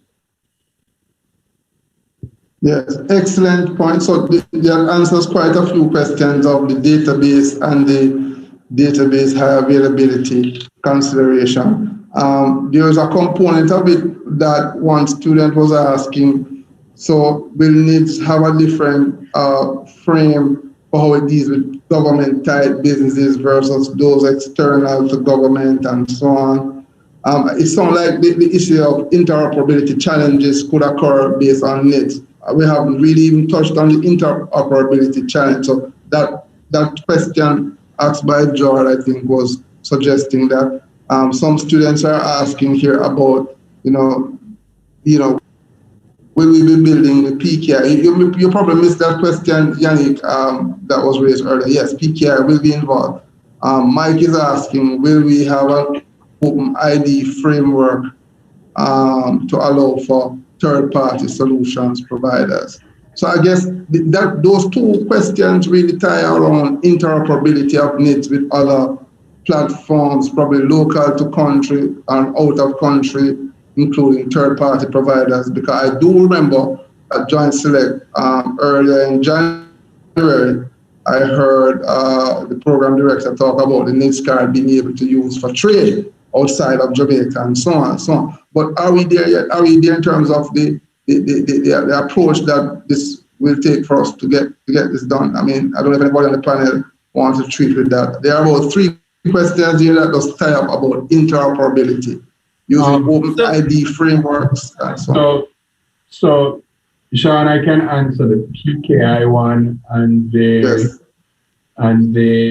interoperability. But let me so there's a question that asks if we'll be building our PKI from the ground up, or from the ground up, using an already established root CA. So, believe it or not, there is a piece of legislation called Electronic Transactions Act that speaks to the entire rollout of PKI in Jamaica. Now, it's not the first time the government is attempting to do a PKI rollout in Jamaica. The Electronic Transactions Act was promulgated in 2006, and the first iteration of PKI was attempted in 2009. So pretty much what the legislation spoke to was that there would be a certifying or certificate authority for Jamaica. So we would have our own. Right. And the system was designed to be that way. So in a sense, we would be relying on, entities like VeriSign, Thought, or Global Sign, or, any of those. We would be building our own. So we would have our own CA. And that was borne out in the legislation. But what, in light of the realities globally, though, the legislation also made provisions for the minister to approve third-party CAs. And you want to do that because, when you talk about digital certificates and certificate issuance and management and revocation and so on, you want to be in a flexible position in order to do that. So to answer the question, the core of the PKI initiative locally, as borne out by the Electronic Transaction Act, states that we would be building our thing from scratch, so that we would have our own CA. And the reason I know is I was a consultant on that project when it first started, so I'm so familiar with it. And provisions are in that legislation to facilitate integration and cooperation with other REIT CAs of the likes of like Thought, VeriSign, and those. So that would be the answer to that question. I will say the reason why it didn't happen the first time is because you recognize the awesome security levels that were needed, and at the time they just didn't exist locally, which is why we had some problems with that. Because when you're talking about the systems that will be the storage systems for private key and public key infrastructure, processes, management systems, and so on. These are extremely secure environments. And we simply didn't have them at that time. They would have to be built. And I think we're in a better position now, but at the time, they just weren't available. So I hope that answered Jan's question about the root CA. Provisions, yeah. Boy, I tell you, this has been a very hearty discussion today, and as you can see, there are so many facets to NITS, ladies and gentlemen, in Zoom and YouTube land. I sincerely have to thank everyone today for their participation into today's event. We have to put a wind on this and probably have a part 2, but definitely we'll be having some working papers submitted to the NITS team, and to probably put a podcast service in place. But I have to thank this very eloquent and well-established panel in terms of bringing their views, their expert views to a conversation that is not only timely, but consistent with the national mandate of having this singular digital identification system. I don't think the conversation has been exhaustive, but what I can say, it has been quite informative, I would say, for want of a better word. I am particularly happy with the contribution of students and staff, and also the general public who were able to join us today. Over some 90 participants I'm seeing between Zoom and YouTube land. This has been the start of a very important conversation. And of course, the elements of how the moderator had prepared the session is consistent with his new book that is out, which I will share at the appropriate time with all those who are here and otherwise.